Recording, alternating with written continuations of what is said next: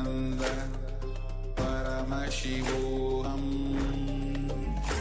Om Nityananda Paramashivoham Om Nityananda Paramashivoham Om Nityananda Paramashivoham Om Nityananda Paramashivoham Om Nityananda Paramashivoham Om Nityananda Paramashivoham.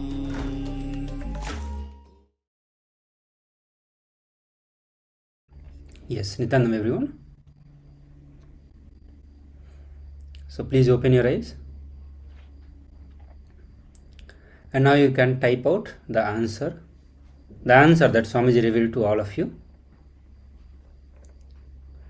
So you can write the partner name for whom you are doing, and you write the blood pressure also.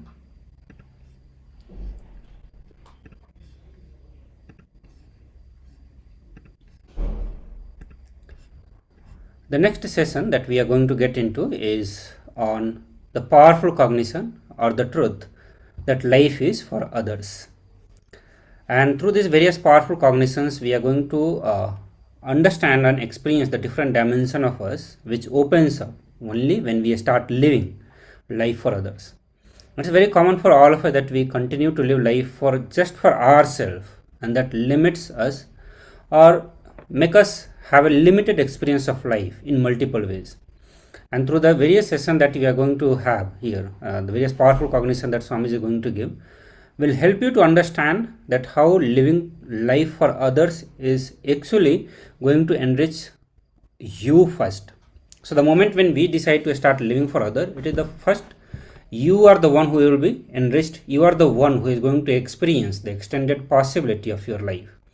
And then with that, others are also going to have the more possibilities in their life and more opportunities. So let us listen to some of the videos where Swamiji is talking about how to live the life for others.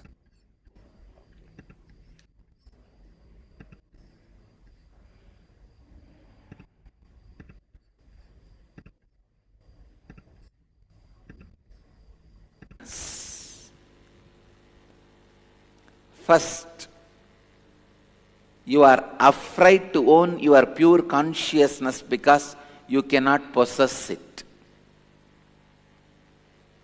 Second,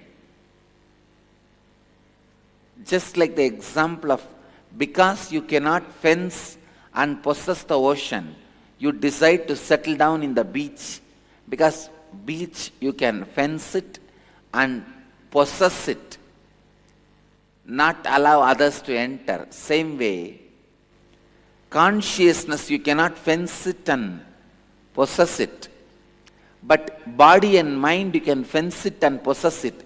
You settle down in body and mind as yours. Listen. Listen. I want all of you to listen. This information is very important for all of you. When you practice integrity, authenticity, responsibility and enriching, many times you will get the space of blessing. Means if you bless somebody, immediately it will become reality. But if you don't teach others how to achieve that space, you will lose that space. Because that space is an ocean. Only if others also own, you can own. If you try to possess by excluding others, suddenly you will see you are in the beach. You are no more in the water. You are not in the ocean. Listen. Whenever you experience miraculous powers, mystery field, unified conscious field, enrich others to experience it, you will continue to enjoy it.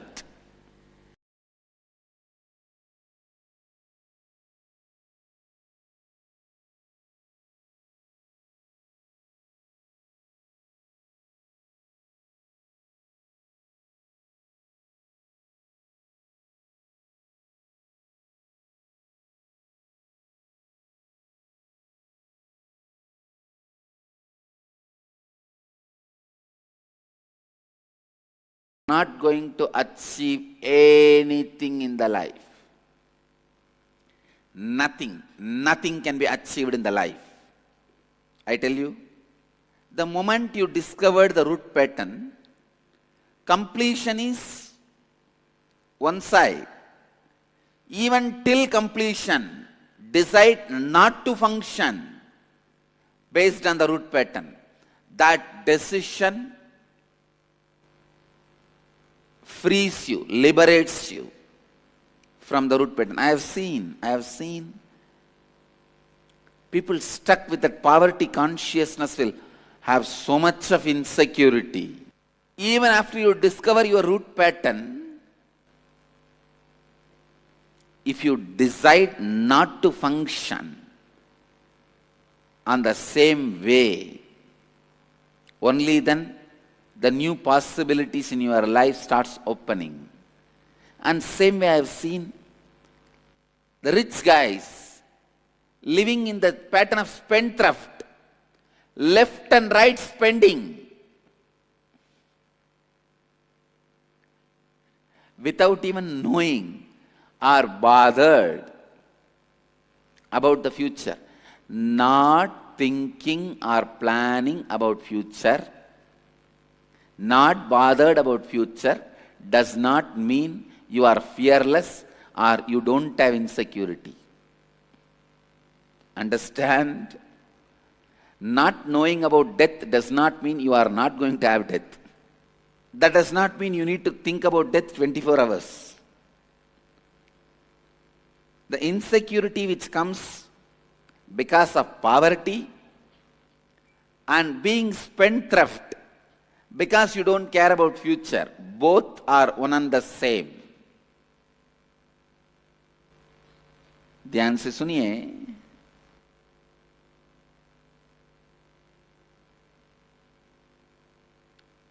मैं मूल विचारधारा क्या है और उसके साथ आप पूर्णत्व कैसे ला सकते हैं, उसके बारे में अपना प्रवचन जारी रखूंगा.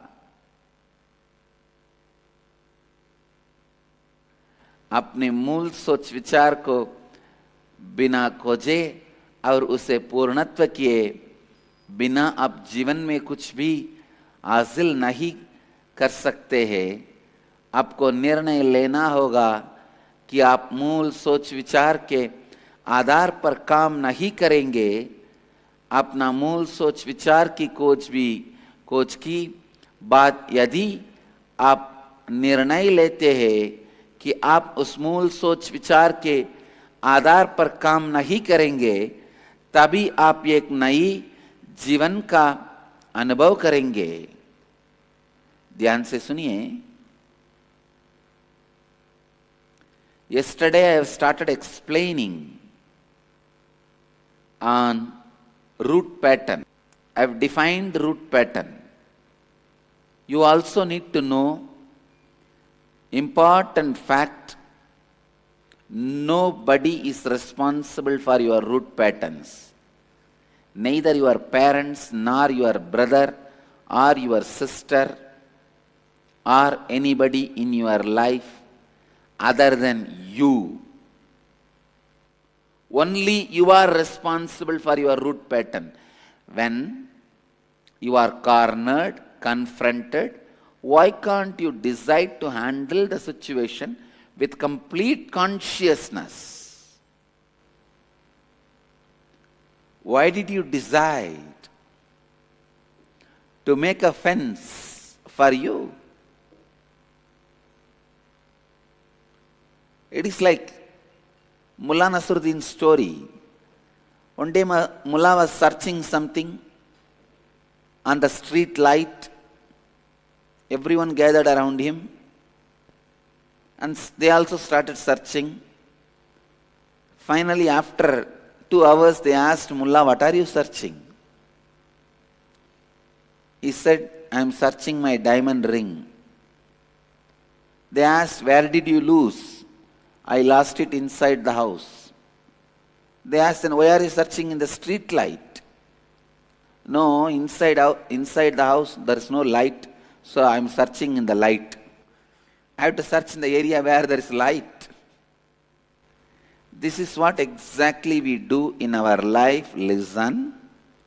When you are cornered in the life, if you stand as conscious ocean as you are born, you will not create root patterns, you will not have any difficulties in the life. You won't have any dangers in the life. But you don't handle life as ocean. I tell you from my experience. Whenever I have given the vast conscious experience to people, when they handle with that same mood and space any problems disappear. When they think they need some other strategy to handle the problem, they disappear. None of you, boldly I can say, none of you, no viewer, no devotee, no listener now would have suffered in the life more than what I went through. But I tell you, just this one decision, I'll face everything from the space of pure consciousness, of oneness. All problems disappeared.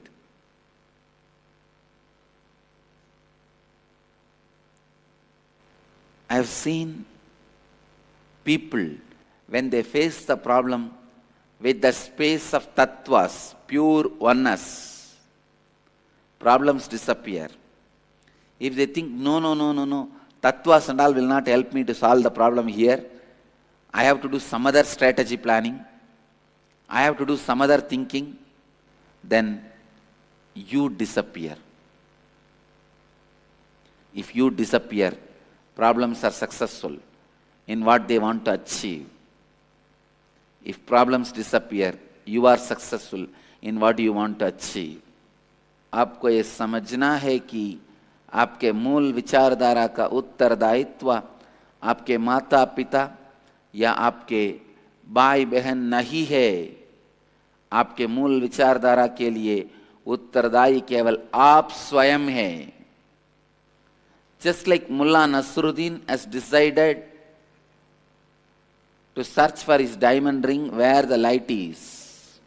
Listen. Let's see how the Mullah Nasruddin's brain. So first he lost the diamond ring. He started looking in his house.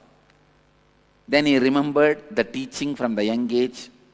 Somebody said, no, you have to search in the light. Only then you will get it. Then he does not bring the light where he lost. He thinks the object will be there where the light is. He moves. He moving away is nothing but moving away from reality. Same way, as consciousness, if you face the problem, problems will be destroyed and it will disappear. But instead of doing that, you think you should move to the zone of the problem to attend the problem. No. You thinking you will go to some other space and attend to the problem is like Mullah Nasruddin going to the light, street light, and searching for his diamond ring.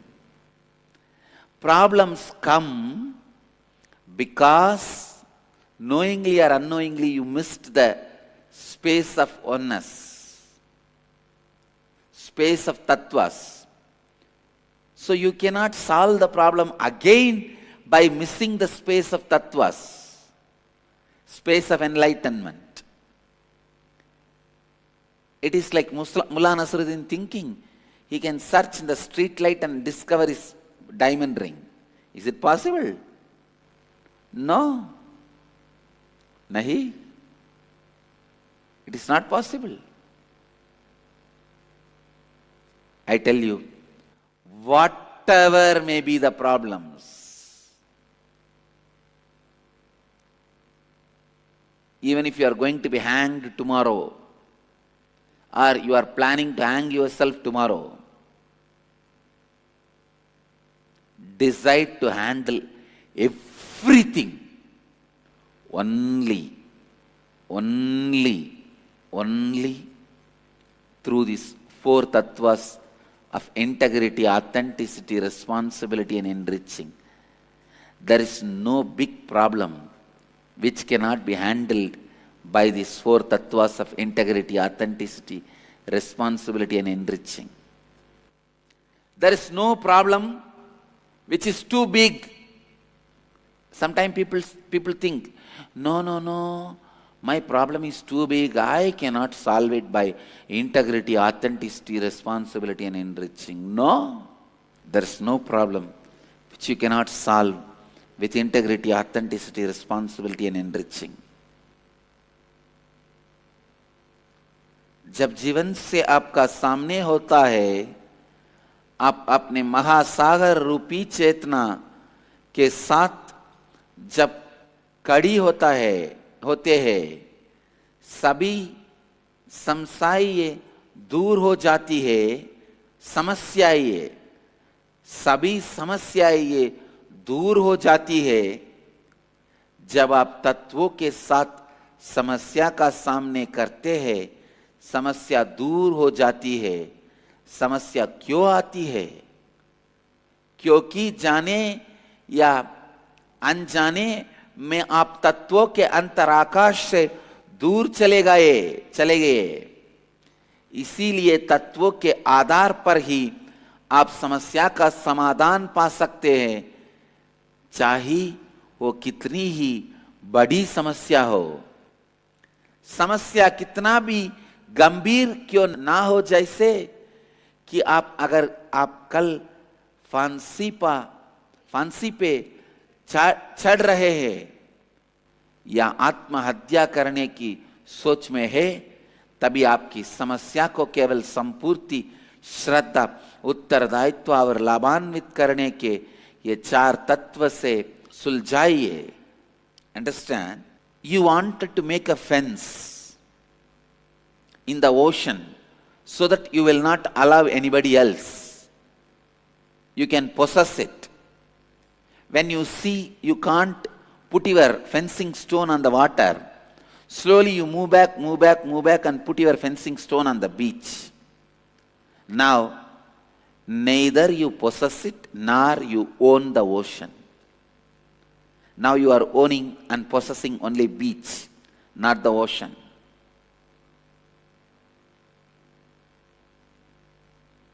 Understand, it is exactly what Mullah Nasruddin did. Mullah Nasruddin, he lost the ring in the house because he has to search in the place where light is there. He moved to street. Understand? Internalize.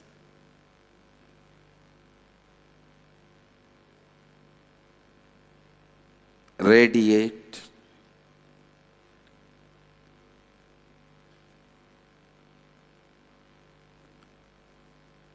You are responsible for your root patterns. Only when you understand you are responsible you can undo it.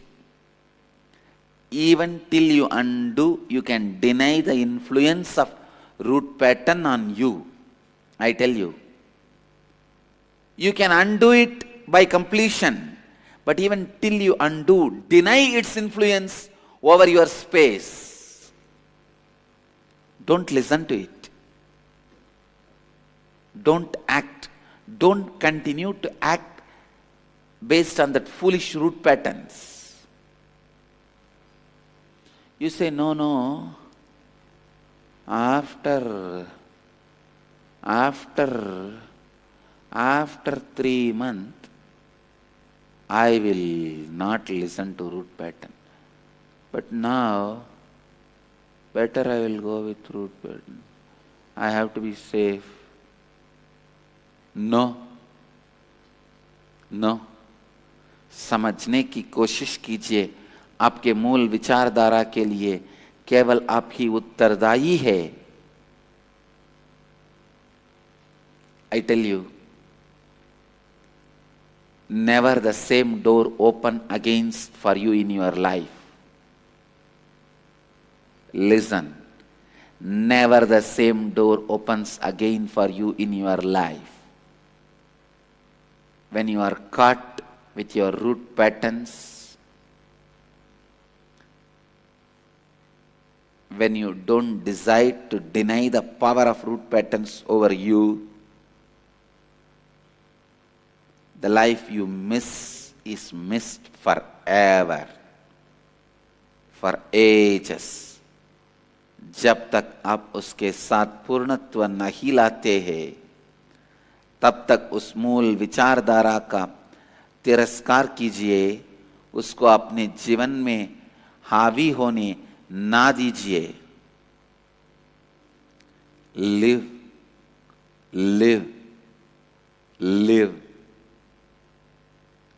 the extraordinary life of patternlessness. The patterns are formed in you because of your decision to move out of the pure inner space, enlightened inner space. It is Mullah Nasruddin who decided to go to the street light for searching his diamond ring. It is you who decided to move out of your enlightened inner space. The patterns, once they are formed, they act completely in a different way so that you can never discover them. I tell you, if you are suffering with greed, your root pattern will be fear. If you are suffering with fear, your root pattern will be greed. If you are suffering with insecurity, your root pattern will be worrying. If you are suffering with worrying, your root pattern will be greed for peace. It will be completely different. The powerlessness you feel in your day-to-day life will not be your root pattern. Your root pattern will be completely different. The powerlessness you feel is only the side effect of that root pattern. It is side effect of that existing root pattern.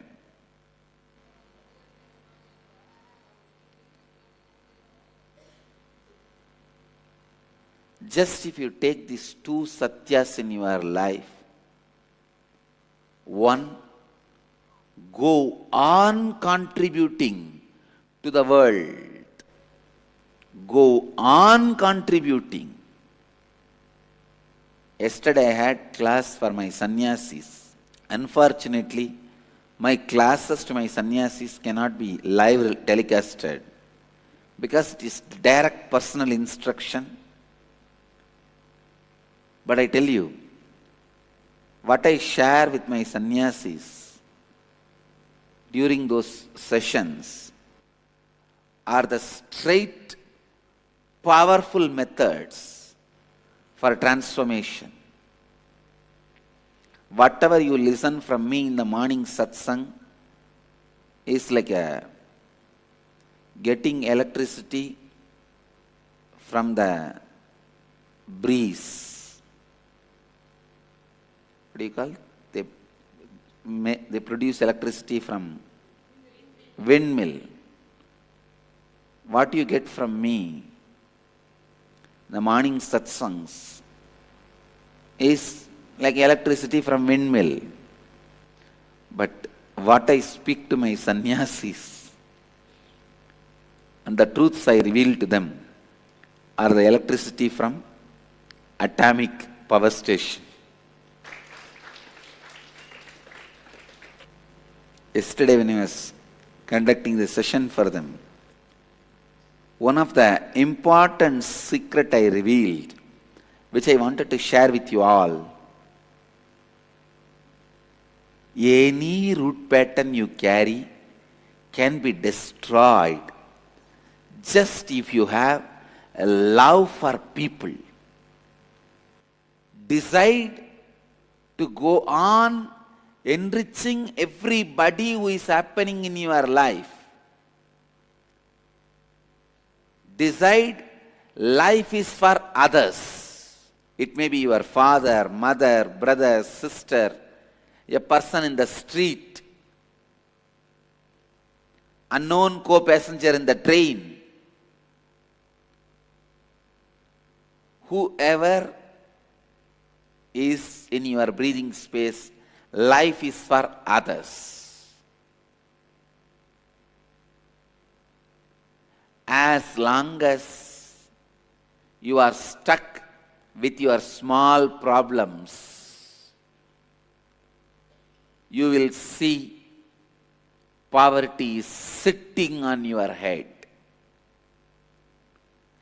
As long as, I tell you, there are so many people, unfortunately, is not interested in looking to the truth. Vivekananda says very beautifully, when you think and understand life is for others, all the energies are showered on you. Wealth, knowledge, energy, everything.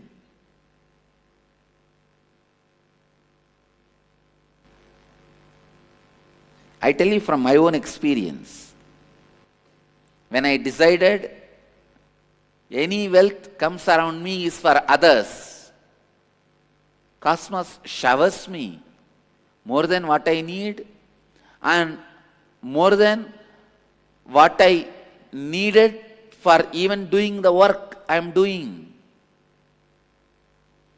Same way I decided all my knowledge is for others. I am not going to keep anything secret for me. I am not going to keep anything for me. Oh, if I tell everything to my disciples, then they will grow more than me. I am very secure about that. No, I don't have that problem. So all my knowledge is for others. And I tell you, cosmos goes on showering, showering, showering. It goes on showering. Even I do not know how I am defining every principle, every concept. Even my enemies don't believe one big secret about me. I am not that intelligent. That's a big problem. Not only my disciples don't believe, even my enemies don't believe. The knowledge which I am showering is not my own. Because I decided whatever knowledge I have is for others, cosmos is going on showering. I myself is not an intelligent person. It is cosmos continuously showering. But even my opponents, my enemies don't believe the word, I am not that intelligent. They say, hey, no. He's too intelligent. Same way I tell you, whatever energy I have, I decided it is for others. I can see cosmos goes on showering.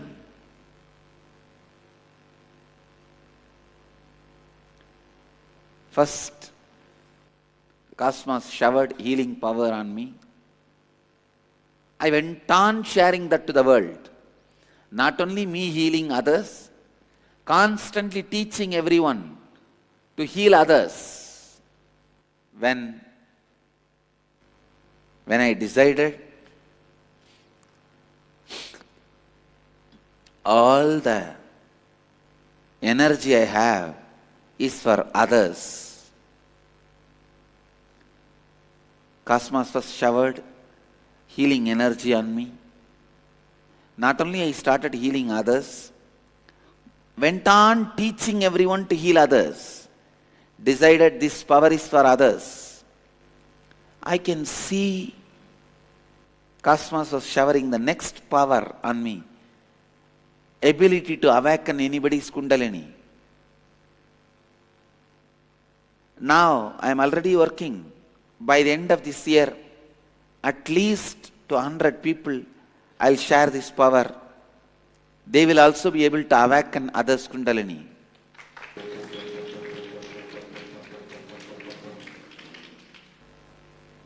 I tell you. Then cosmos will continue to shower this one truth. If you decide strongly, life is for others, you will be showered so much by the cosmos. See all the great masters' life. When Shankara decided to bless poor lady, immediately the golden amlaki showered. If it happens in your life, you will have the bag and collect everything and tell that lady, you gave me one amlaki, take one amlaki. That lady, old lady, gave only one amlaki to Shankara. You'll say, all right, I'll also give you one amlaki. I'll give you golden amlaki, one. Remaining you give me now. That is why cosmos doesn't shower when you ask. Decide life is for others. I tell you, all the best things will be showered on you. All the best things will be showered on you. Life is for others. What a beautiful word. There are some words which should become popular in the human society. This one word should become really, really popular. The word is life is for others.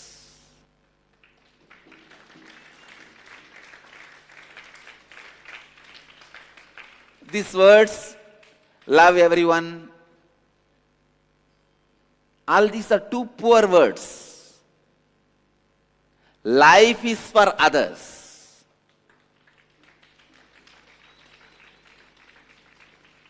Don't give up on you and others. I tell you, it's a powerful technique to get out of any root pattern you carry. Just decide, life is for others. You will get back to the space you were in when you were born. The pure space of life, the purest space of life. If anybody wants to jumpstart enlightenment, it's a jumpstart technique for enlightenment. You don't need to bother about any completion, incompletion, half completion and half incompletion. Many fellows have become loose in the name of completion and incompletion. They've gone cranky, crazy. All these ideas of completion, incompletion, everything has gone cranky, crazy. I tell you, if you want to jumpstart living enlightenment, just like when you get a gym equipment, there will always be an instruction. If you want to jumpstart,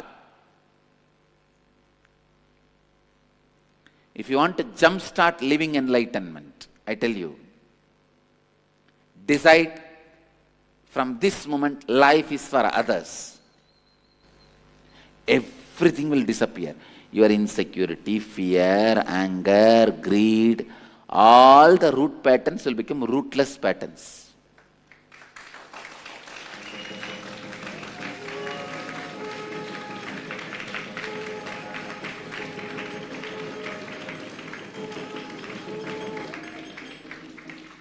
All your root patterns will become rootless patterns.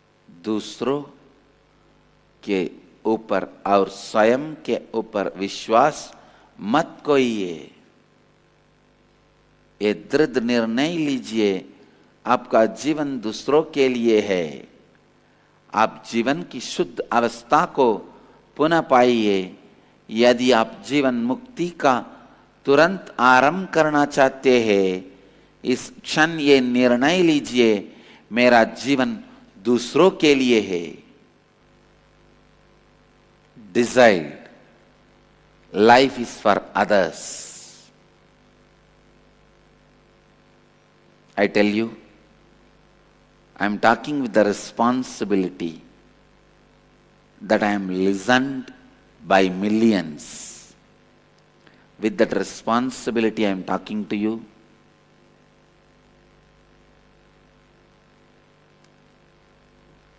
With all my integrity, authenticity, responsibility and enriching, I am talking to you.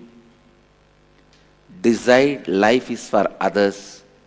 You will be showered by life with wealth,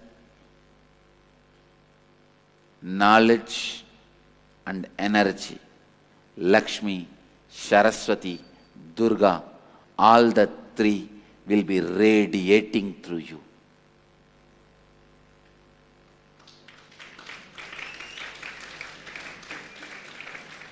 यह निर्णय लीजिए कि जीवन दूसरों के लिए है। कोई भी मूल विचारधारा को बड़े आसानी से आप विनाश कर सकते हैं जब आप दूसरों को लाभान्वित करने का निर्णय लेते हैं। विवेकानंद जी बहुत की सुंदरता से कहते हैं, जब आप निर्णय लेते हैं कि आपका जीवन दूसरों के लिए है, तब आपको हर अद्भुत चीज जैसे धन, संपत्ति, ज्ञान इत्यादि उपलब्ध हो जाएगा। जब आप ये निर्णय लेते हैं और अपना जीवन इस निर्णय के साथ जीते हैं कि आपका जीवन केवल दूसरों के लिए समर्पित है, तब पूरा ब्रह्मांड आपका ऊपर अनेक शक्तियों की वर्षा करेगा। आप देखेंगे कि लक्ष्मी, सरस्वती और दुर्गा आपसे विकीर्ण होते हैं।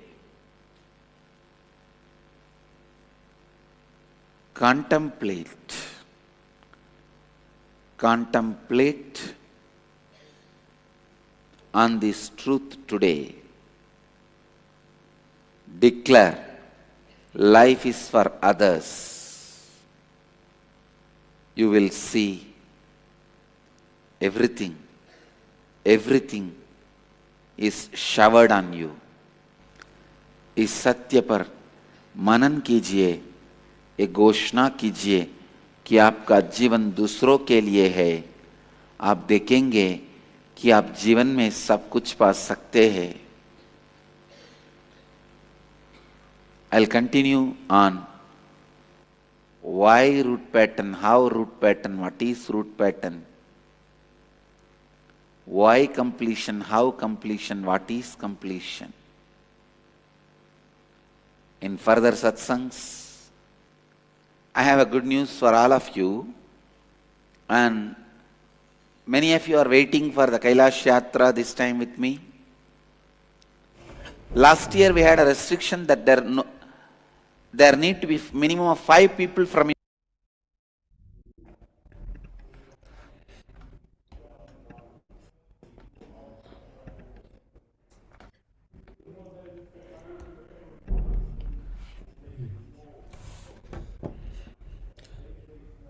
Yes, let us now enter into the internalization. Now take a few minutes and pen down 5 areas in your life where you have eliminated other people, decided to open up and closed yourself from other people when you had maybe a bad experience with someone who maybe humiliated you in one way or was a little demanding of you in one way. Whichever situations where you decided that no, I cannot work with other people. You have to identify why you decided such, because in doing so you will heal that aspect of your life, come to a better understanding about that situation, and open up the possibility to living a life for others, as Swamiji presents that as a beautiful solution to bring deeper completion in us. So decide to open all that up and own the very situation and share your life with others. So each of these 5 areas, whether it can be areas such as home or a relationship or an area in that relationship, or even in the work or in the school, wherever it may be, pen down these 5 areas in your life, decide to own to that situation, and know that that situation has prevented you from sharing your life with others, including others in your life. And now decide that in these 5 areas, whoever it may be, you will be open and you will share your life with others. So yes, please begin.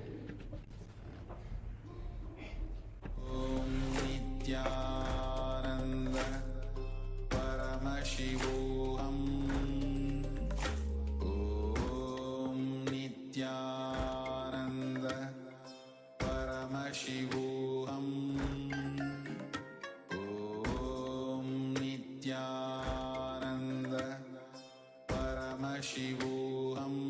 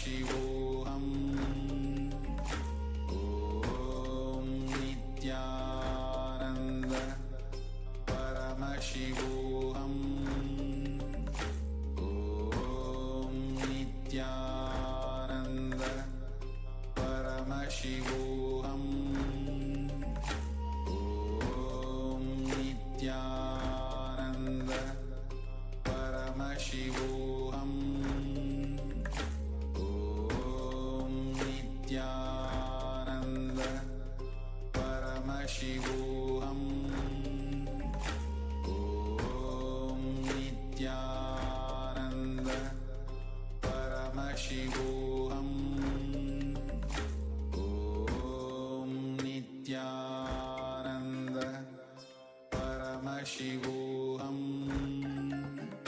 Om Nityananda Paramashivoham Om Nityananda Paramashivoham Om Nityananda Paramashivoham Om Nityananda Paramashivoham Om Nityananda Paramashivoham Om Nityananda Paramashivoham Om Nityananda Paramashivoham Om Nityananda Paramashivoham Om Nityananda Paramashivoham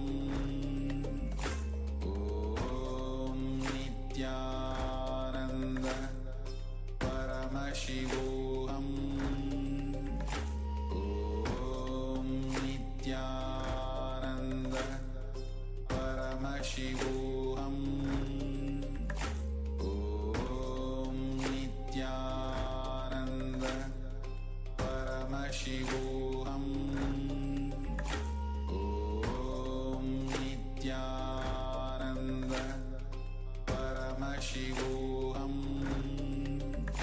Om Nityananda Paramashivoham Om Nityananda Paramashivoham Om Nityananda Paramashivoham.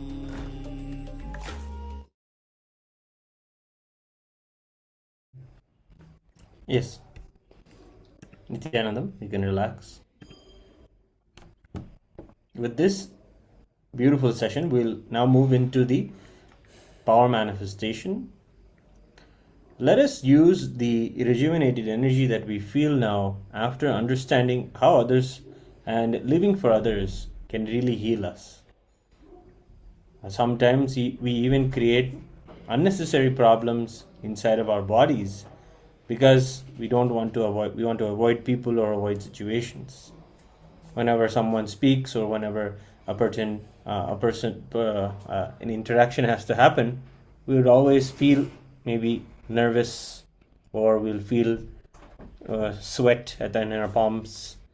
These are some of the things that we unnecessarily create for ourselves when wanting to also go out and avoid confronting others or just being able to be normal amongst others. So these can be attended to power manifestation. Let us take this moment and do the body scanning into our own body. So you understand how our very biology has reacted to certain decisions, like in the 5 areas in our lives where we just identified. Let's scan our body, find those places where in ourselves the healing must be done, and do the request to Paramashiva through the chanting of the Mahavakya, through the power manifestation. Let us heal our very body. So let's do the body scanning now. Let's begin. Please sit.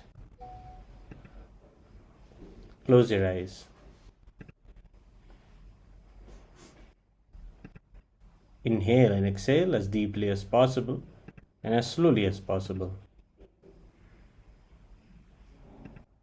Visualize Paramashiva, who has manifested in our lives as our beloved Swamiji. Remember him in your third eye. and scan your whole body. Scan your internal organs and identify which one needs healing so that our bodies can become active, alive, and healthy. And give the healing to those organs.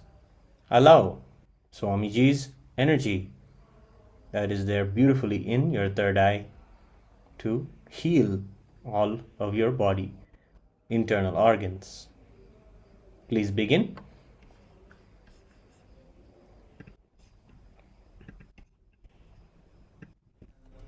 Paramashivoham Om Nityananda Paramashivoham Om Nityananda Paramashivoham Om Nityananda Paramashivoham Nityananda Paramashivoham Om Nityananda Paramashivoham Om Nityananda Paramashivoham Om Nityananda Paramashivoham Om Nityananda Paramashivoham Om Nityananda Paramashivoham Om Nityananda Paramashivoham Nityananda Paramashivoham Om Nityananda Paramashivoham Om Nityananda Paramashivoham Om Nityananda Paramashivoham Om Nityananda Paramashivoham Om Nityananda Paramashivoham Om Nityananda Paramashivoham Om Nityananda Paramashivoham Om Nityananda Paramashivoham Om Nityananda Paramashivoham Om Nityananda Paramashivoham Om Nityananda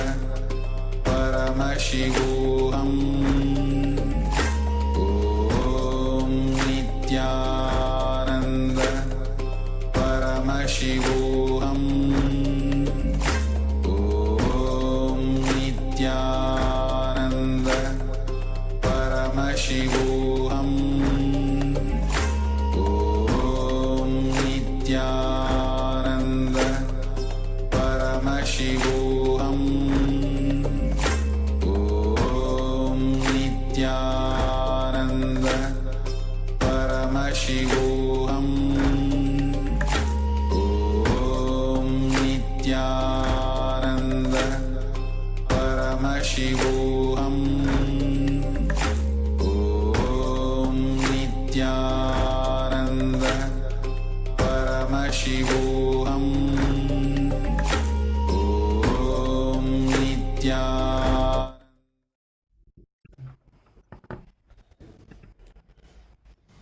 Slowly open your eyes.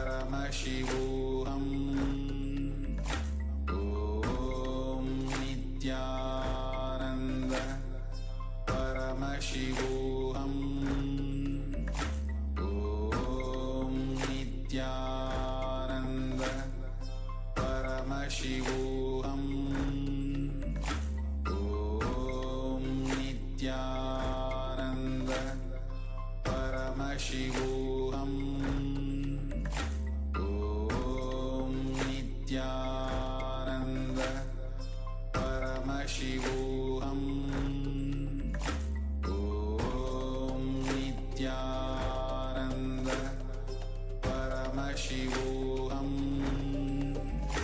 Om Nityananda Paramashivoham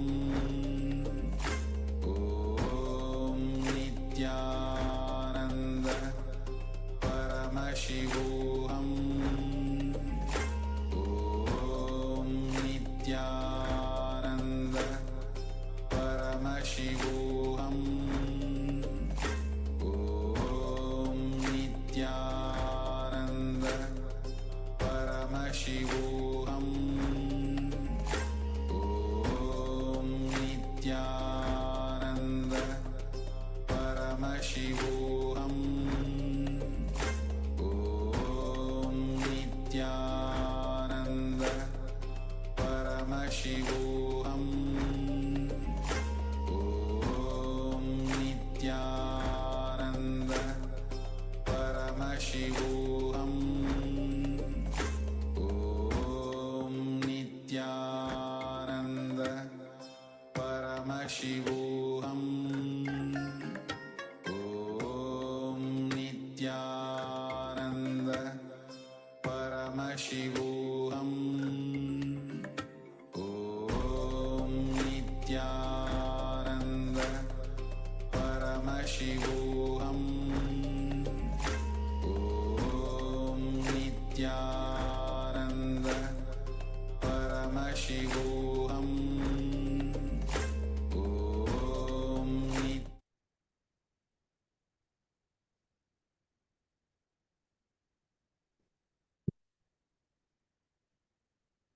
Gentlemen, we're now going to see a beautiful session where we're learning how to drop our past fantasies and fears. Most of the time, we are caught in fear, jealousy, anger, or lust. And before we even become aware of these, when we start practicing a beautiful quality known as integrity, it's not just a quality, it is a power. It is an innate intelligence within us, a power within us known as integrity. We'll become aware of every single thought that we have, and we won't find ourselves doing something that we don't want to continue with. Only once, if we say, I am a winner, that will look a little silly. But it is as if we are saying it is just for the sake of an argument.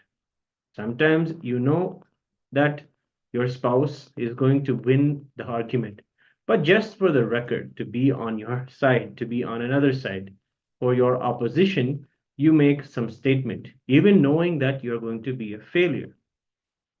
That is exactly the way it will look. If you utter to yourself only once that you are a winner, after uttering 100 times that you are a loser, it is your wrong commitments to you that makes you feel that you are a loser. Other than your negative commitments to you, you don't have any enemy in your life. Just understand and liberate yourself. Where it is that you continuously feel that you will lose, you will not be able to make it, those continuous nagging thoughts actually are not just thoughts, but very much negative commitments that you are promising yourself again and again. Whenever you utter a negative word to yourself, for example, when you say, I may be a failure, I may lose, I may not achieve what I'm looking for, immediately remember that it is a negative commitment, a negative commitment that you are giving to yourself. Once you become aware of it, drop it, and your mind may say, no, if I suddenly fail, what can I do? At least if I think through the whole thing beforehand, I will be ready to face the situation, right? You're afraid of the failure, and hence you prepare yourself for it because of all of these negative commitments. And in this way, you make your past or your understanding of the past continuously relevant again and again. But in this session, we're working on a particular power to be able to make our past redundant, because we are the ones only deciding to bring it back again and again into our lives. So there is no such thing as being ready for failure, because if there is going to be a failure at all, it will be always be from an unexpected place. So all your expectations or pre-commitments towards your failure is actually not even a precaution. It is not going to help you in any way. First of all, failure is not going to come if you don't create a self-fulfilling negative processes. Second, even if it comes, you have all the capacity to face it. There is no such thing as not being able to face failure if it comes unexpectedly. We have the capacity to face all of our past failures as well as the ones that may be coming in the future. Even when death comes, it is going to come suddenly only. And you are not going to, and you are going to face it. Everything you call as a failure is going to come suddenly only. And you are going to have to face it. And there are millions of times when what you call as a failure came to you suddenly and you're able to live through. You faced it. The idea that you will not be able to face it if something happens unexpectedly is just another negative commitment that you give to yourself. Now, the work we have to do is to sit and undo layer and layer the negative commitments we gave to ourselves and complete them. We have to remember and complete and drop. Only then can we really conquer this past. We can say, I hereby drop all the negative commitments I gave to myself. That may not work. First, we need to know all the negative commitments we gave to ourselves. That will happen only when we start with ourselves and start doing the completion layer by layer. So when you decide to drop the negative commitment you gave to yourself that you cannot face unexpected fears, integrity starts happening inside of you. Negativity starts dropping from you and you start experiencing the space of positivity. First, you need to remove the reasons why you give negative commitments to yourself. Only then you will stop giving negative commitments to you. You need to find the source. We have unnecessary fantasies about how failure can happen and waste a lot of time and a lot of time and energy as well. So here's the internalization exercise. First, let us cognize that every negative word we utter to ourselves is a negative commitment in itself. It is a negative commitment we're giving to ourselves. Let us first understand this. Second, we need to cognize that it is fear of facing unexpected failures that makes us obliged to the negative commitments that we give to ourselves. So that's the second point. And the third is, do you cognize that even the idea that you cannot face unexpected failures is just another negative commitment that we have given? So these are the three steps: the negative words or negative commitments. The fear of facing unexpected failures makes us make more negative commitments. And finally, the idea that we cannot face unexpected failures is just another negative commitment. So let us take a few minutes to do this internalization exercise.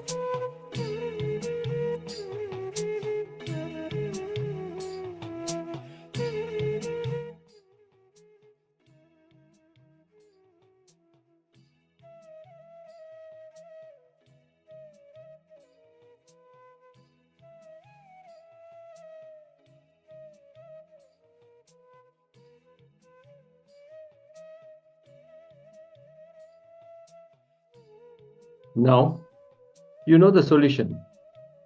Drop the deep layers of negative commitments you gave to you. Drop them fast. Complete with yourself.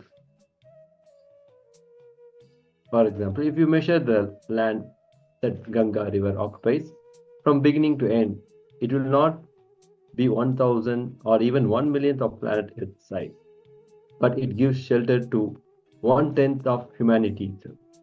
In the same way, even if one person starts living positivity, he is no more one person. He can be a shelter for positivity for 1/10 of humanity. Now, drop the deep layers of negative commitments you gave it to you and complete with yourself.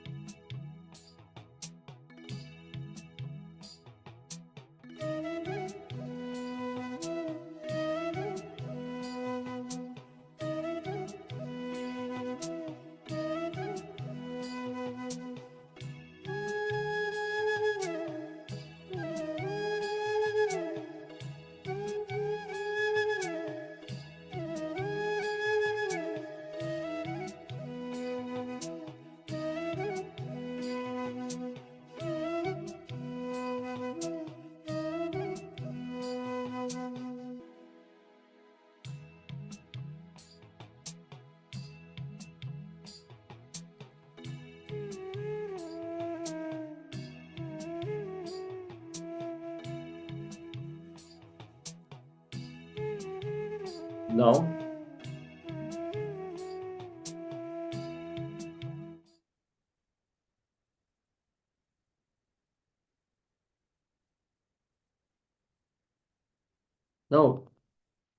let us look at the 4 principles: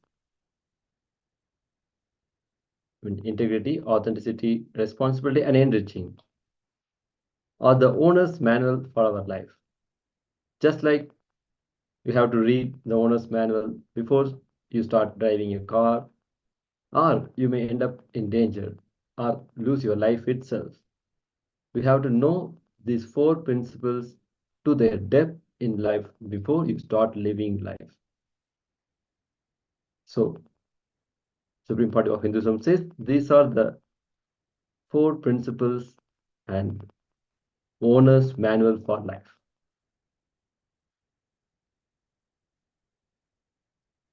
Whatever it may be, if you just multiply it by 0 with anything, the whole thing becomes 0. In the same way, whatever lack of integrity or negative commitments or self-fulfilling prophecies you have created in your mind as past complications, now just say integrity multiplied by integrity over. It is just equivalent to positivity and integrity. How many of you able to cognize? I'm repeating, whatever it may be, if you just multiply by 0, the whole thing becomes 0. In the same way, whatever the lack of integrity, the negative commitments you have created in your mind as past complications, now just say multiply by integrity. It is just equivalent to positivity and integrity. This is one of the most important thorns removed from your consciousness. Now the space of positivity will simply expand and become an ocean in you. Like how Ganga starts only a small stream and it accumulates water and becomes a river which is many kilometers wide and finally becomes the ocean itself. That is the way the space of positivity also starts in you. If only one person becomes positive, so many people are blessed.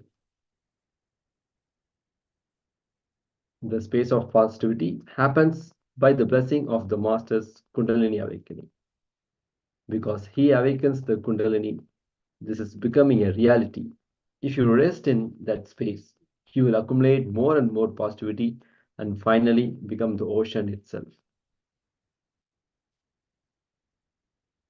Before the invention of number 0, whatever the mathematics was being practiced was completely proven wrong by the invention of 0. Same way, once our brain evolves to cognize infinity, all the mathematics we practice will be proved as a lie overnight. Very soon, the brains that practice integrity, authenticity, responsibility, and enriching are going to cognize infinity and make infinity a utility, just like a 0. You need a certain brain to cognize 0. Our rishis, our ancient Vedic rishis had it. That is why they were able to cognize 0. In the same way, you need to cognize infinity, establish yourself in integrity and authenticity.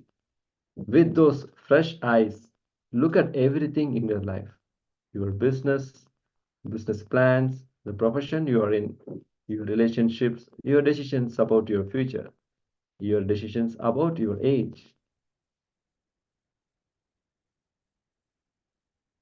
Establish yourself in integrity and authenticity. Look at everything in your life with fresh eyes. Your business plan, your profession, relationship, your decision about your future, and about your age. The brain, which is established in integrity and authenticity, can read any book and understand the truths from that. Just like how Paramahamsa Swan can separate water from the milk in a mixture of milk and water. The brain, established in integrity, can separate truth from untruth. The brain established in integrity and authenticity is Paramahamsa.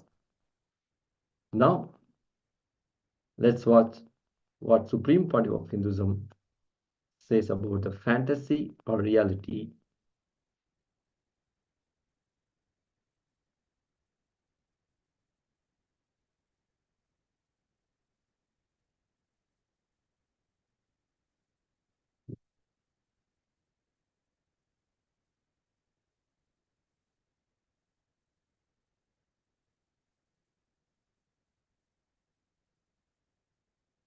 Now let's watch this small clip about Supreme Pontiff of Hinduism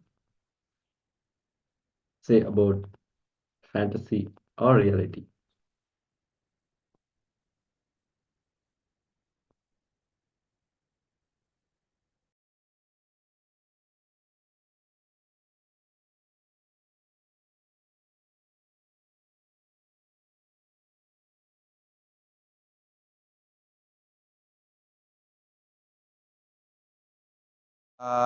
शिवसमारम्भां शङ्कराचार्यमध्यमाम् अस्मदाचार्यपर्यन्तां वन्दे गुरुपरम्पराम्.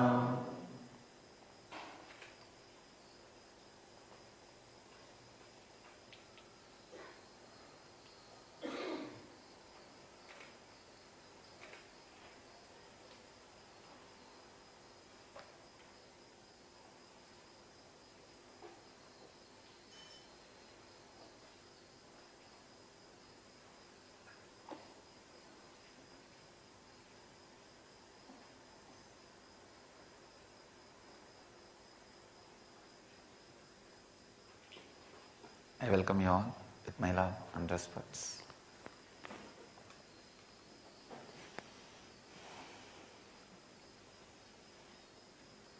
Rebirth, a fantasy or reality.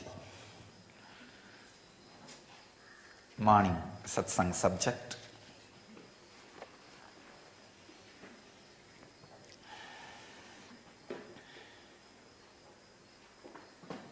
I have some quotations and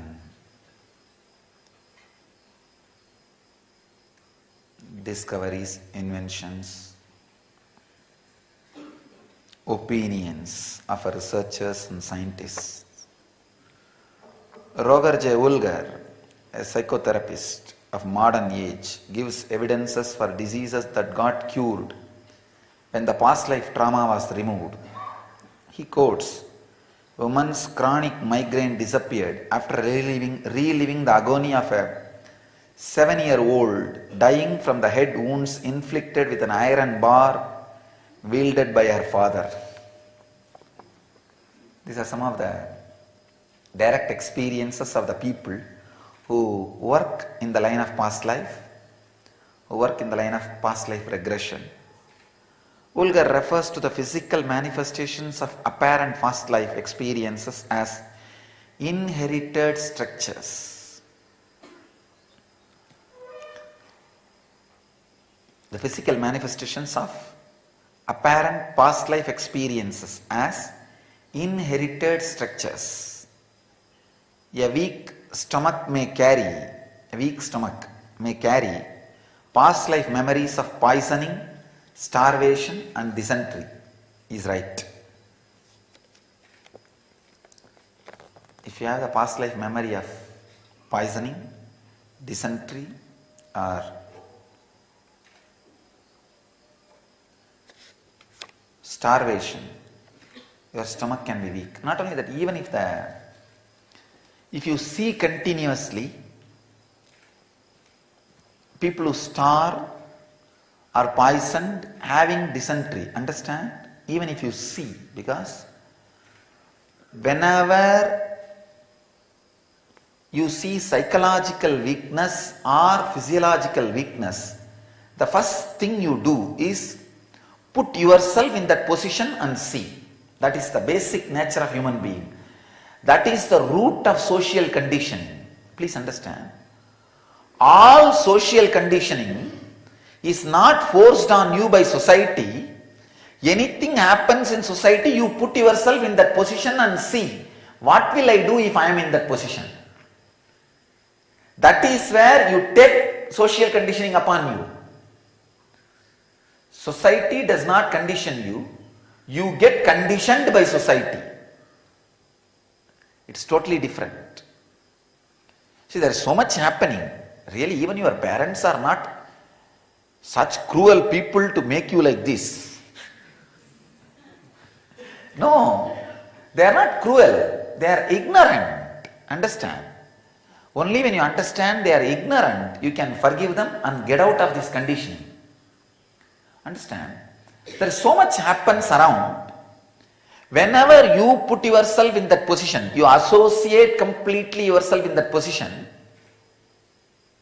When you feel the click, that possibility for you to be in that position exists. See, when you see, for example, you are 10 million worth as per the Western language. If you think you are 10 million worth, whenever you see a person 20 million worth, you know the possibility for you to be in his position exists. So all is good part of the life and bad part of the life, you start thinking, contemplating. If I am in his position and if that good thing hits me, what will I do? If that bad thing hits me, what will I do? This is what is your future planning.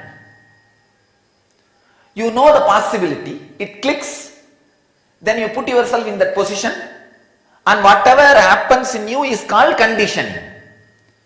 Understand? Understand this point, the conditioning.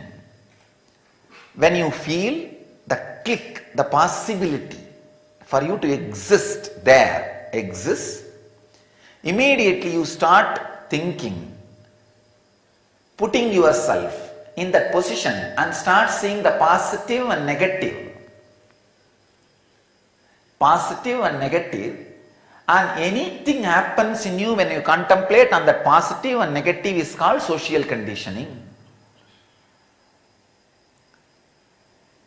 So when somebody is seen food poisoned, starvation, dysentery, you always put yourself in that position.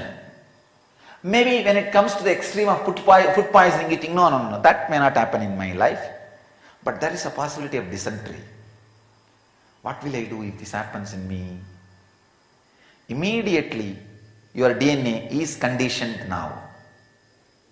Understand? Not only the second layer past, means past life, dysentery, food poisoning and starvation. Even in the first layer past, in past living also, you catch this kind of engrams through putting yourself in that position. Actually,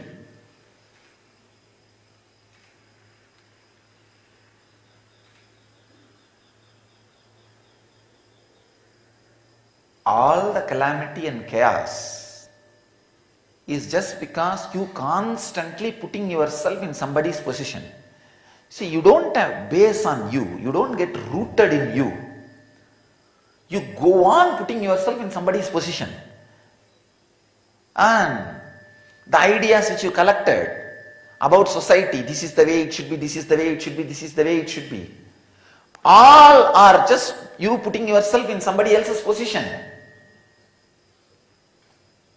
When you put constantly yourself in somebody else's position and see, what will I do if that comes to me? What will I do if this comes to me? Oh God, I think it will be great. Oh God, I don't think I can handle. These two are social conditioning. These two are social conditioning.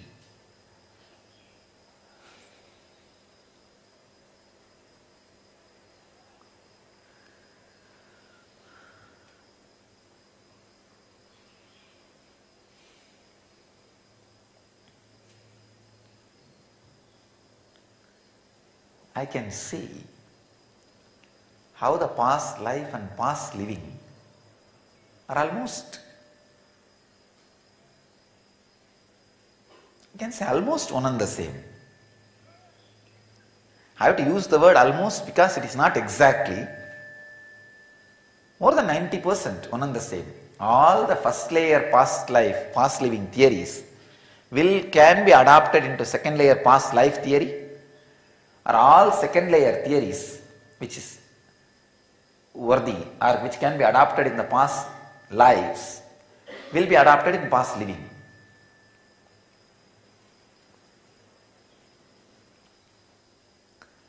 How you get conditioned by society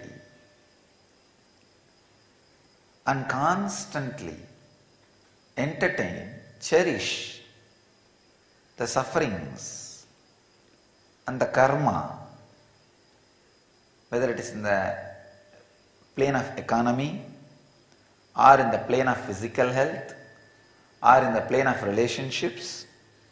You always put yourself in somebody's position and plan, what will I do? Oh God, is it not great if I am in his position? Or I don't think I will be able to handle if I am in his shoes. These two, if you can just avoid these two, as far as your awareness goes, as much as your awareness penetrates, as much as your consciousness goes, just see, your awareness, your consciousness, your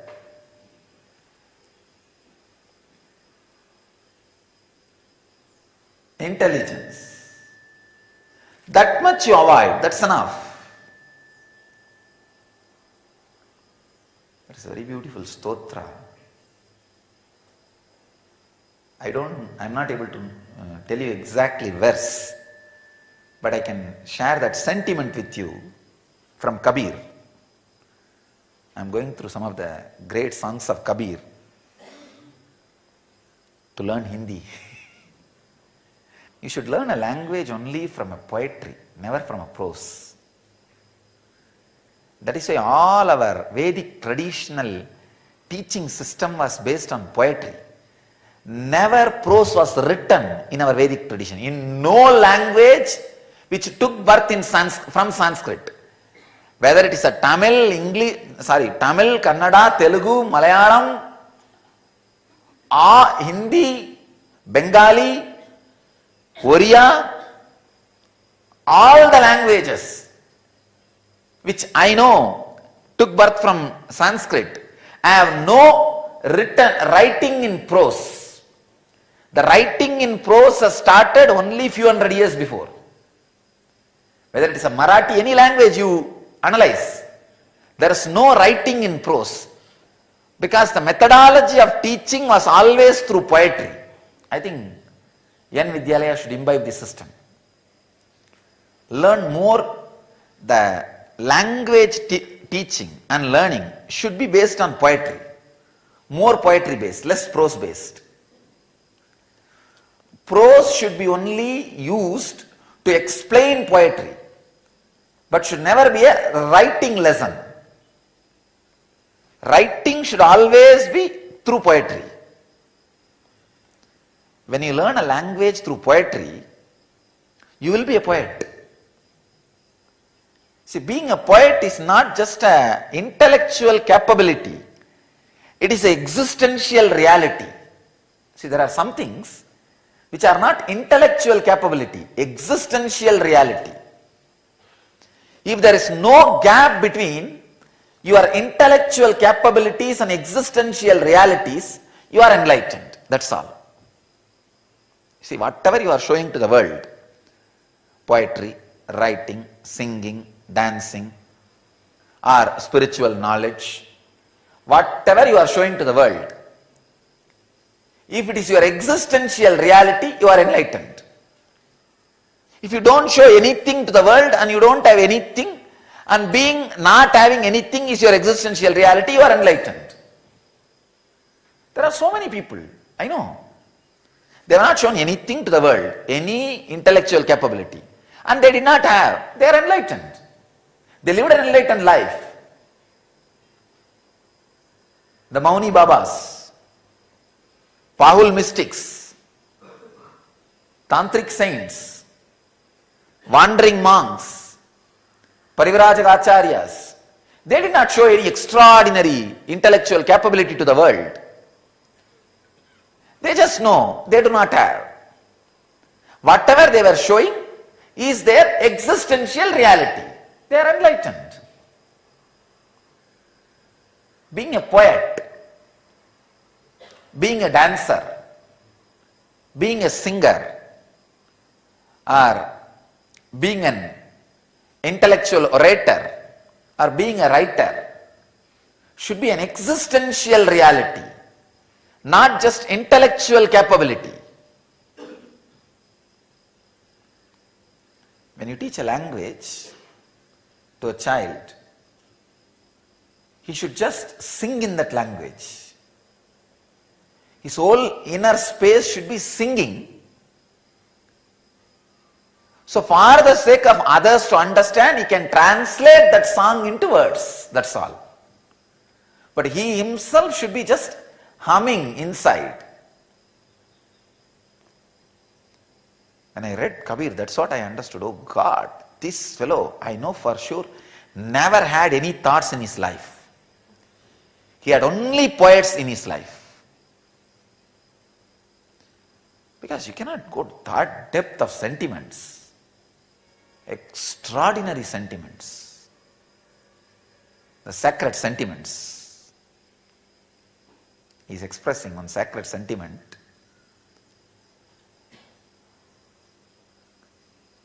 Please don't appear, oh my beloved, don't appear in front of me. Even remembering that you may enter my house, my eyes already come out to see you, to grab your form. Never ever do the mistake of appearing. I don't know what will happen. Understand the second sacred sentiment. I expressed only one. The second only connects that Kabir's sentiment and the concept which I am talking. The second sentiment is, just because my senses are completely outside my system, outside my prana sarira to grab you, there is nobody to process information and create social conditioning inside. Only if you understand the sacred sentiments. Actually, if you yourself have experienced at least once or twice that your senses are lost in the glory of the master, and there is nobody sitting inside doing some social conditioning and grumbling, grudging about who gets more time around master or who gets more attention, or when you yourself have experienced those few moments, or who gets bigger post in the organization, who is in bigger hierarchy in the organization.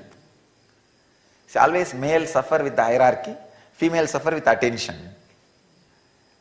When you don't have that too, just by being lost, the senses are protruding, just going out of your prana sarira to grab him, to grab his presence. If you experience this for a few seconds, then you will understand what Kabir is singing. Because sacred sentiments can be understood only if you had one iota of that understanding.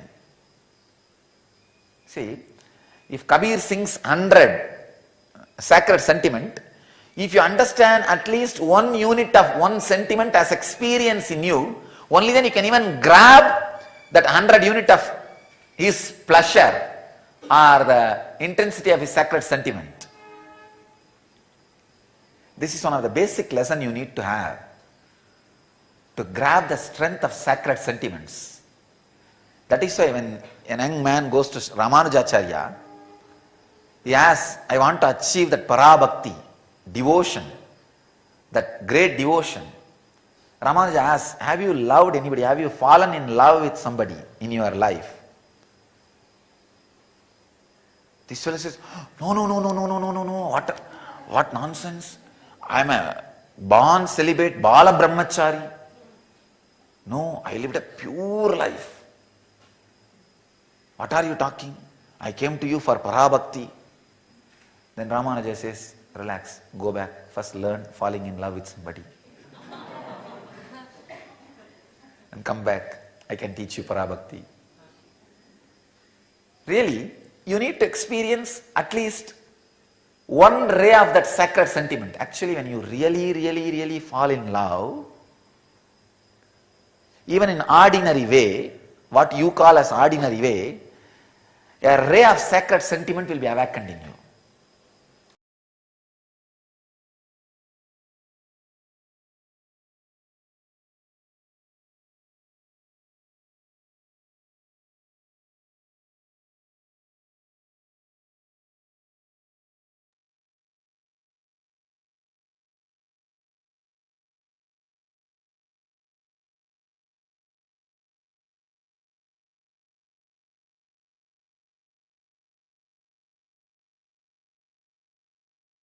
Now, with this powerful cognitions about fantasies and reality, what our Supreme Point of Hinduism shared, now let us enter into the internalization exercise.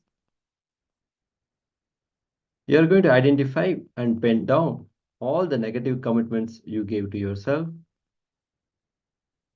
and you're going to complete with them. That is step 2. Step 3, declare to live the 4 tattvas of integrity, authenticity, responsibility, and enriching from now. I'm repeating the instructions.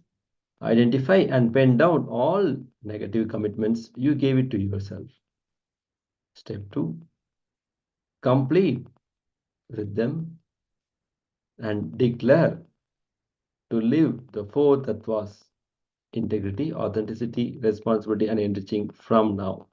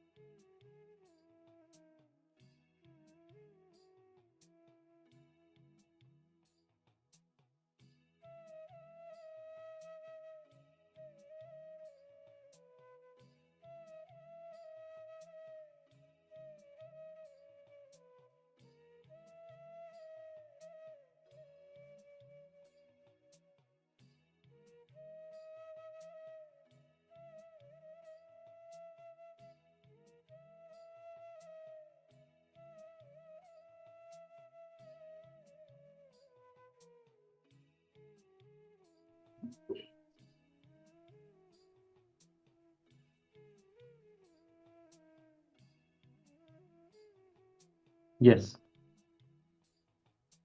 You can relax. We'll now continue into the power manifestation.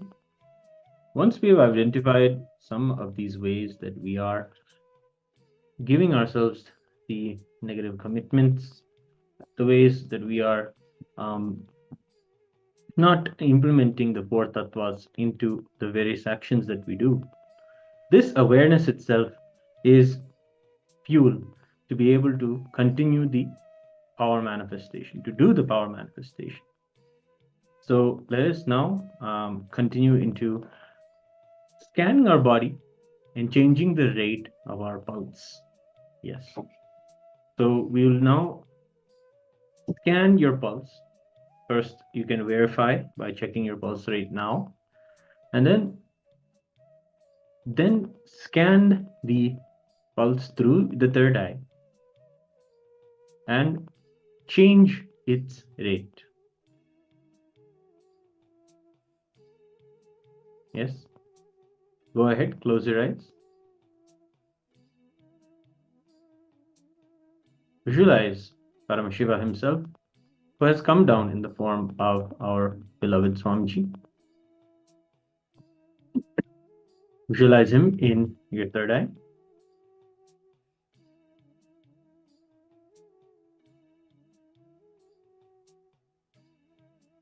Request him to scan your pulse. Chant the Mahavakya. Please begin now. Paramashivoham Om Nityananda Paramashivoham Om Nityananda Paramashivoham Om Nityananda Paramashivoham Paramashivoham Om Nityananda Paramashivoham Om Nityananda Paramashivoham Om Nityananda Paramashivoham Nityananda Paramashivoham Om Nityananda Paramashivoham Om Nityananda Paramashivoham Om Nityananda Paramashivoham Om Nityananda Paramashivoham Om Nityananda Paramashivoham Om Nityananda Paramashivoham Om Nityananda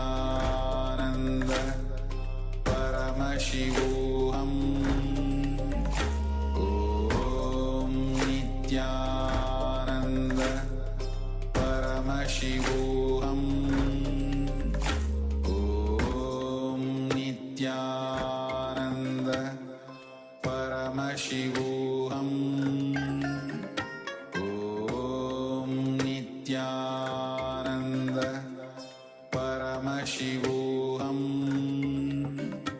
Om Nityananda Paramashivoham Om Nityananda Paramashivoham Om Nityananda Paramashivoham Om Nityananda Paramashivoham Om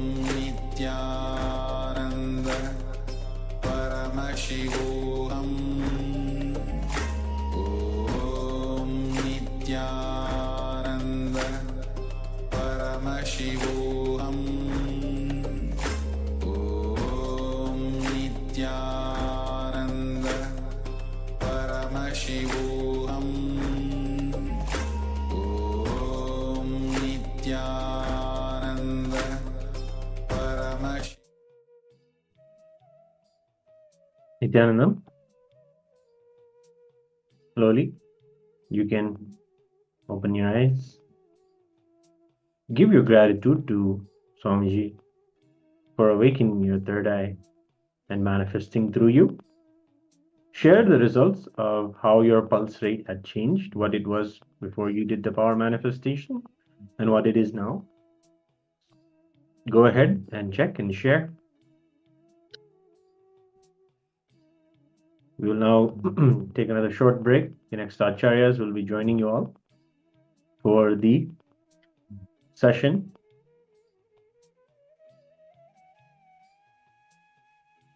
Beautiful session on how to speak to yourself. Yes, we learned what are the negative commitments and the negative words we tell ourselves, but really the language with which you should speak to yourself, we don't ever adapt.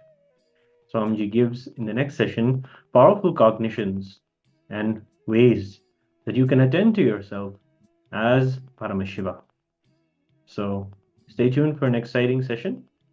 We'll be right back with you in a few moments while the next acharyas take over the session. Thank you.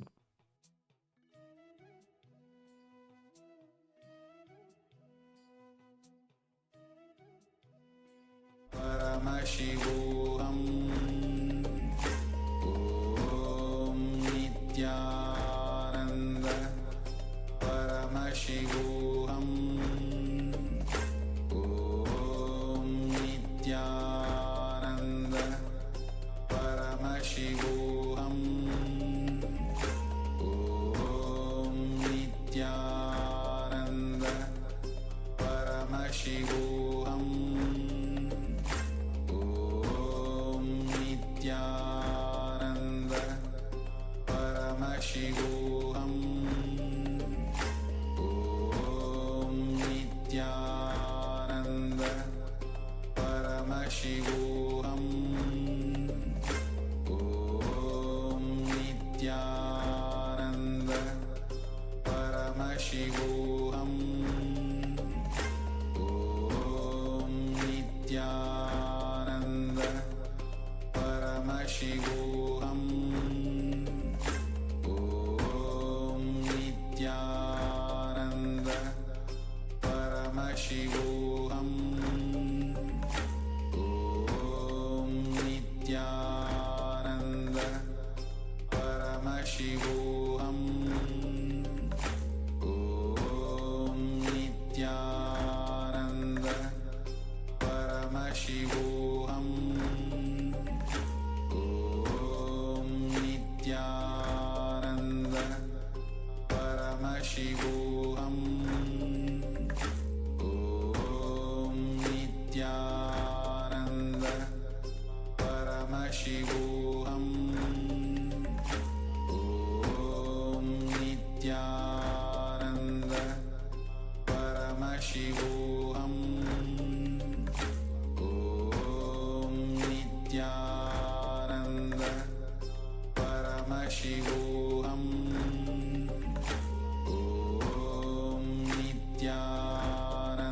Nityananda Paramashivoham Om Nityananda Paramashivoham Om Nityananda Paramashivoham Om Nityananda Paramashivoham Om Nityananda Paramashivoham Om Nityananda Paramashivoham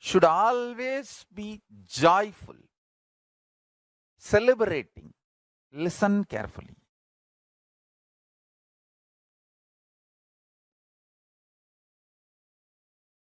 Poor are those who get affected by the words of others.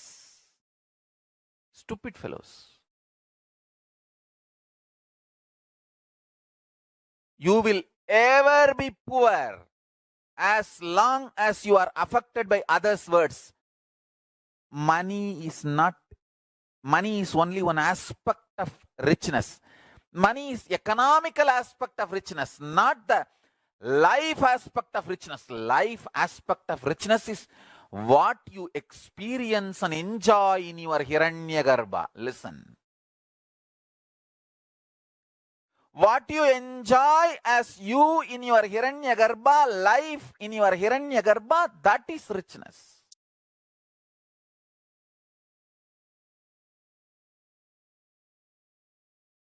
Gita clearly describes Gantivam Shramsate Hastat Tvakchaiva Paridahyate Nacha Shaknomi Avastatum Brahmativa Chame Manaha. My bow Gandiva is slipping from my hands and my skin is burning all over. My mind is whirling as it were, and I am now unable to stand here any longer. It's a direct symptom of desperate depression. Desperation plus depression put together. The diagnosis is directly desperation and depression put together. The symptoms. So withdrawal at this mood is adharma, not dharma. Listen to the essence of what I am trying to convey to you now. Whatever you may speak to yourself, whenever the aggression part of you is speaking, it is incompletion and leading you more and more incompletion, leading you to more and more incompletion. And whenever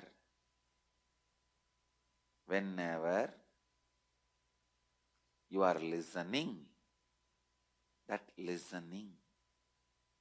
whenever you are listening, that listening is completion and leads you to more and more completion. Move towards completion more and more by listening to you.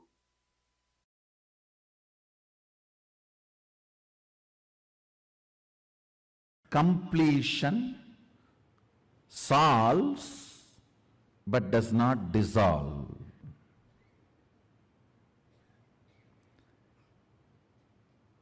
But only something which dissolves the source of the problem can be an eternal solution. Listen. Listen intensely.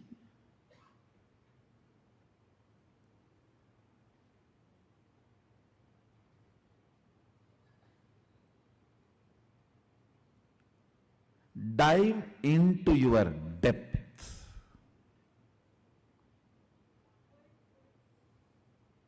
The innermost cognitions you have about you.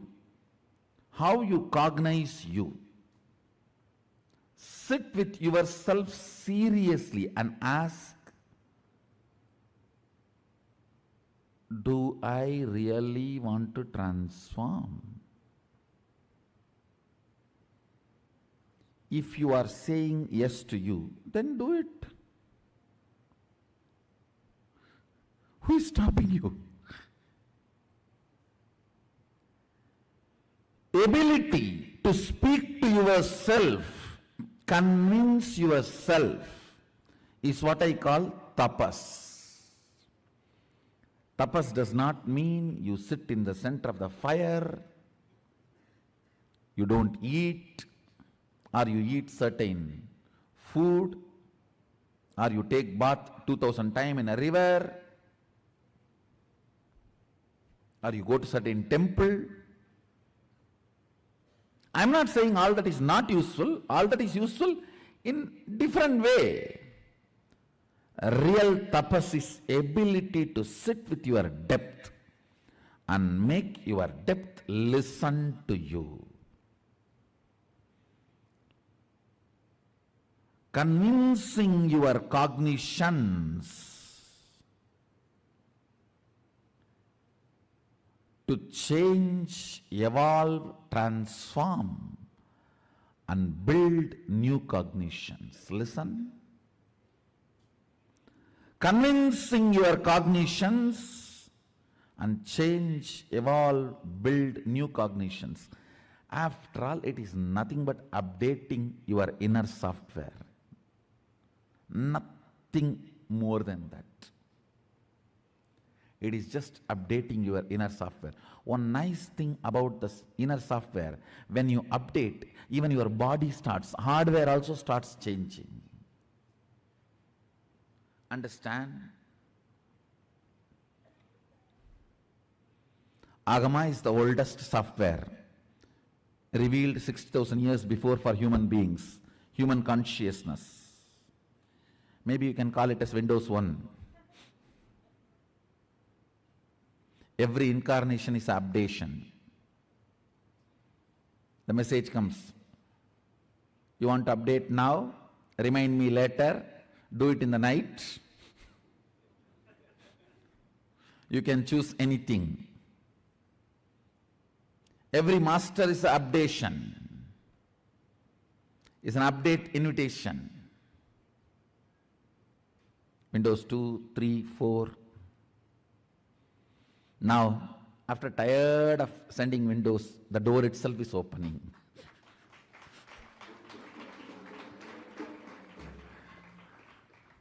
I'm not Windows 10, I'm door.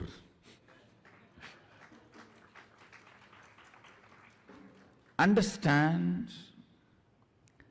upgrading your cognition, what you feel about you, what you reveal about you, and how you feel about you. Updating your cognitions is all needed in the life. Completion itself is nothing but helping you to update your cognitions, upgrade your cognitions. Completion itself is nothing but upgrading your cognitions.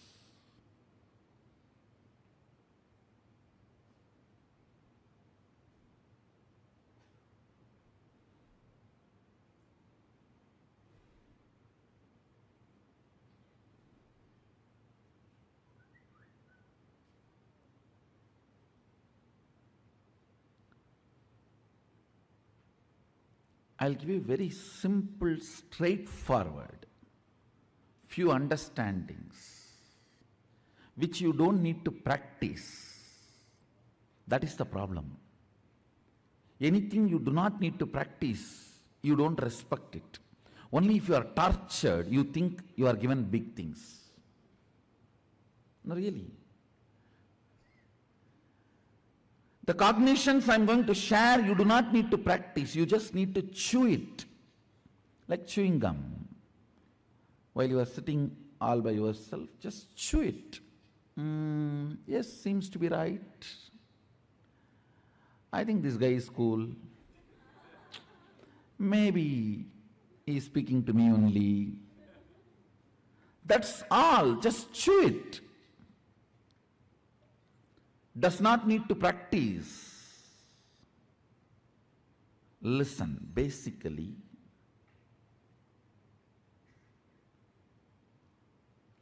the idea, transformation, changing your thought current or behavior pattern is difficult, is the biggest problem.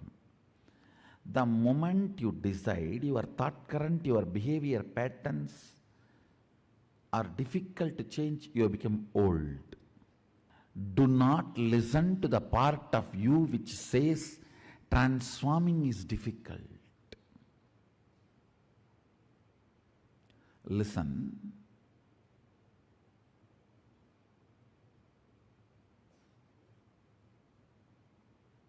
The first cognition you need to break is the transformation is difficult and it's not for me. I just came because so many people came.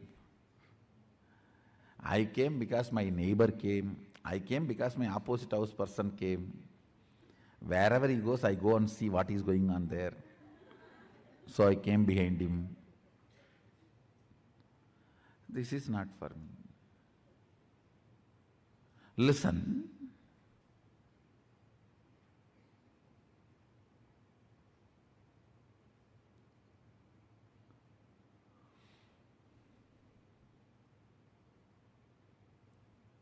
You come to the conclusion transformation is not for you because you tried stupid, foolish methodologies. If you try to pull your shoes and fly, you may try 3 times, 4 times. After that, even if the private jet comes, no, flying is not for me, I already tried. I tried 10 times, it is not happening. Pulling your shoes and trying to fly, getting into the private jet and flying, both are totally different. Understand, word may be same, but action is not. So trying to blow your nose and do some kriya, jiknak, chakbuk, some technique teaching and you tried transformation. And now when I say transformation is easy through cognition, you're saying, no, I tried all this many years. I am a lifetime seeker. No, I'm really surprised. People are having a big title and they are even cute and feeling proud about it. I'm a lifetime seeker. A lifetime sick means, is a proud?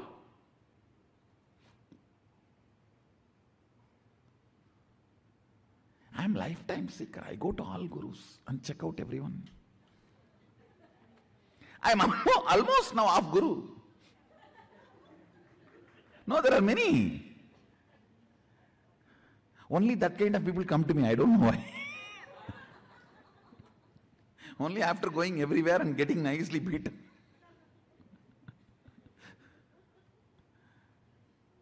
Understand. If you have not transformed, if you have not achieved what you got, don't blame you, blame the methodology and the fellow who taught you. Get rid of them completely.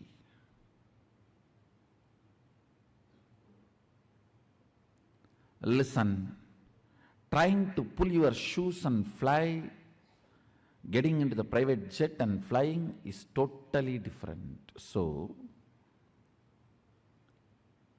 this cognition that I cannot transform or transformation is too difficult, I have done everything, I tried everything, it is not working for me, that needs to be broken first, very seriously. Very seriously. Understand?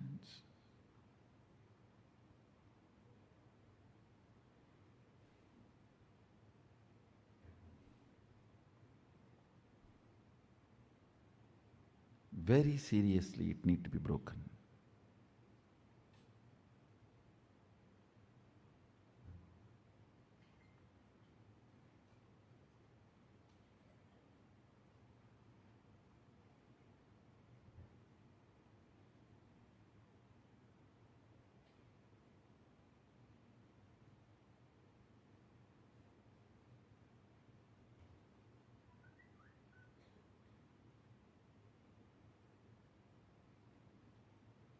Only if this cognition is broken, you will even sit with yourself with the trust something is possible. Second important thing, your cognitions are built by you. Good news is, because you built it, you can alter it. Because you built it, you can alter it. For various reasons, you come to various conclusions without having the complete vision. Understand? Recently I read a newspaper article. This anti-Hindu newspaper in Tamil Nadu, they have written an article that anybody builds temple in Tiruvannamalai will go to jail. Oh God. There are 1,000 temples in Tiruvannamalai. Now I saw the foolish logic, how they are trying to establish a theory. They said, from Tiruvannamalai, 8th kilometer, one person built one temple. His brother-in-laws, son-in-laws, daughter-in-laws, elder sister went to jail. Then near Tiruvannamalai, one person built a temple. His great-grandfather's distant cousins, brothers, sons, one out a payan went to jail.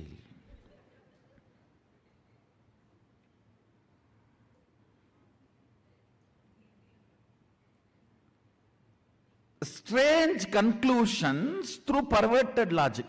Actually, when I say you are laughing, if you dig deep, you will see many of your cognitions are from these strange conclusions. These strange conclusions,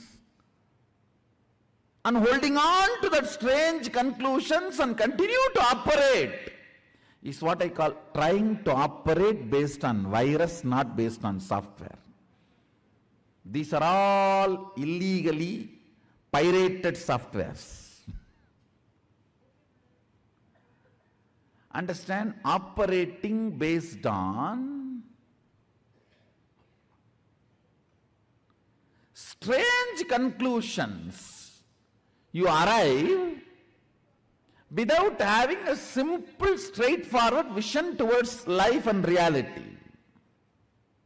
Strange conclusions you create in your life without simple integrity is what I call virus inside, which continues to keep you as a slave forever. This is the straightforward, most practical solution. You need to understand almost 99% of your conclusions, the cognitions you carry about you, life, strange stupidity. If I wear the black dress today, the whole day will be bad. How you came to conclusion? If I see somebody in the morning wearing black dress, the whole day will be bad. How you came to the conclusion? Coming to strange conclusions and operating to strengthen those conclusions in your life. Understand what I am talking? I am giving a very superficial examples. I can go deeper. Go deeper. When your body is in good energy, after a cup of coffee, how you think and perceive, how your cognitions are. When you are tired, bored, body is tired, how your cognitions and perceptions are. See, your cognitions, your irritations, your inspiration or boredom is not logical. It is just cup of coffee. It is just few chemicals and hormones.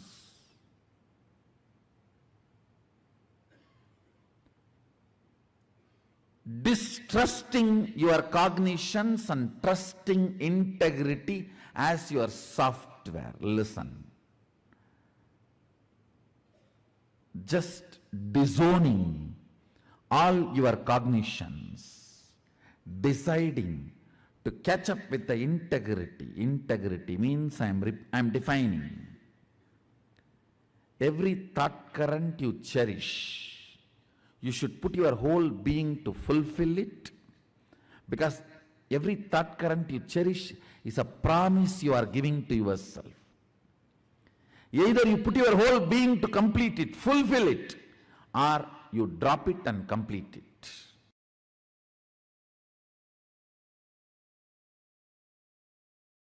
Thought currents cherished inside makes your muscles build.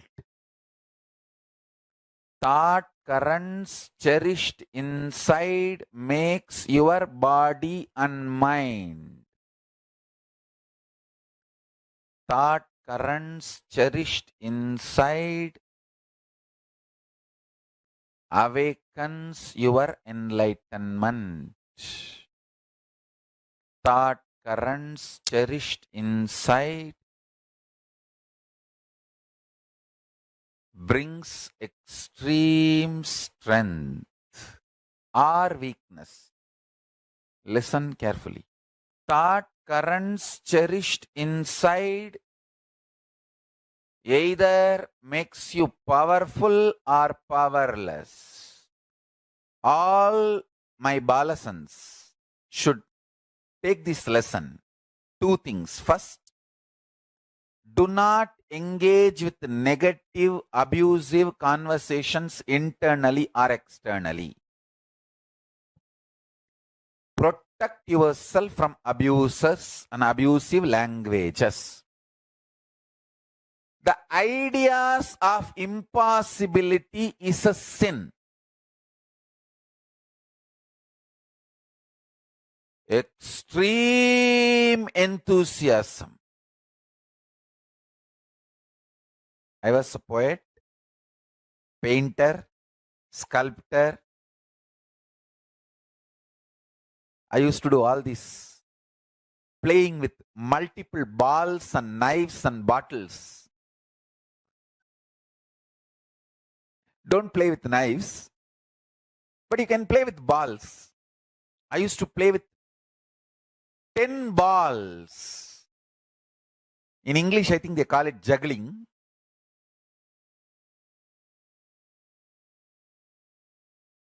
10 balls without falling, I can play even now.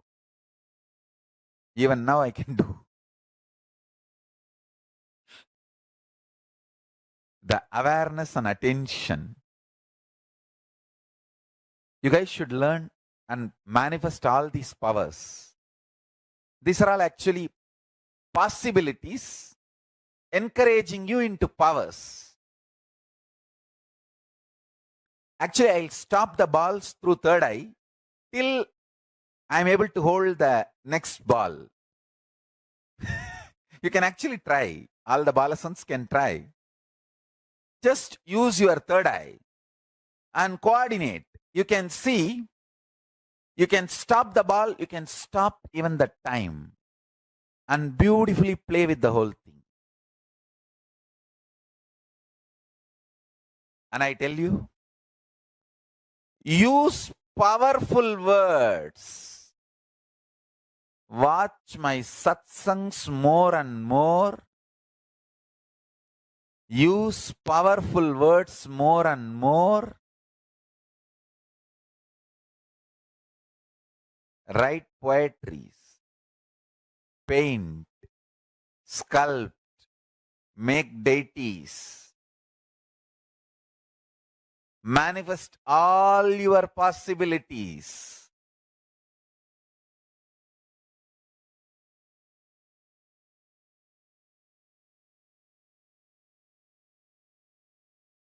Dance, sing, manifest all the 64 hearts of Hinduism. I always used to have a bow and arrow and practice archery. My family used to say, we thought this fellow will become sannyasi, but why is he all the time with a bow and arrow? Understand? Bow and arrow manifests multiple possibilities and powers in you. Anybody practices archery will have third eye possibilities awakened. And if you have third eye powers, you can do extreme things in bow and archery.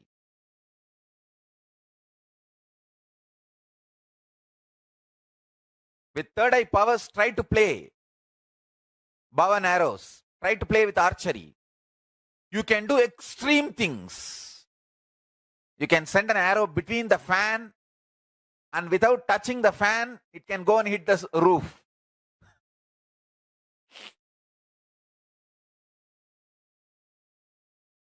Through third eye, you can just stop the fan and send the arrow between the fan wings to the roof. I used to do all that.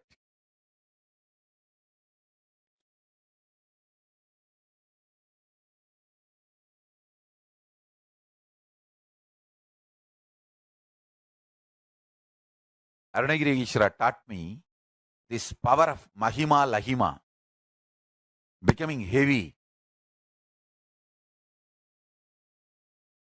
One day I decided to manifest that power, becoming heavy. With my Padakas, when I started walking with that power inside the home started shaking. My grandmother got frightened. She jumped out of the bed and, oh God, I don't know what is happening. The home is shaking. Then I understood I am responsible. I stopped walking and slowly moved out of the house, went to Arunagiri Yogeshwara and told him, see what is happening. He made it all right.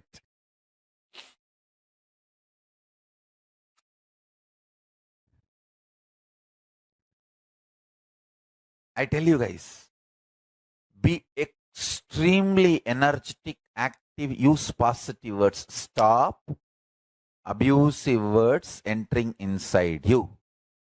Stop negativity entering inside you. Be hyperactive.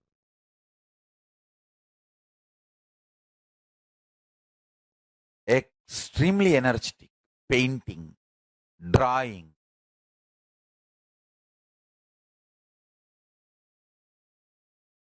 sculpting,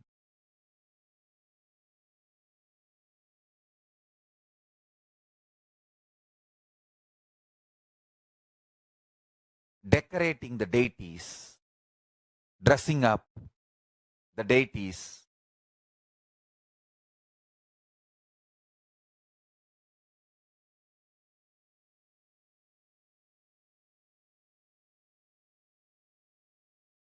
All the 64 arts you should start manifesting. Om Nityananda Paramashivoham. Om Nityananda Paramashivoham. Om Nityananda Paramashivoham. Om Nityananda Paramashivoham. Om Nityananda Paramashivoham. Om Nityananda Paramashivoham. Nityananda Paramashivoham. Om Nityananda Paramashivoham.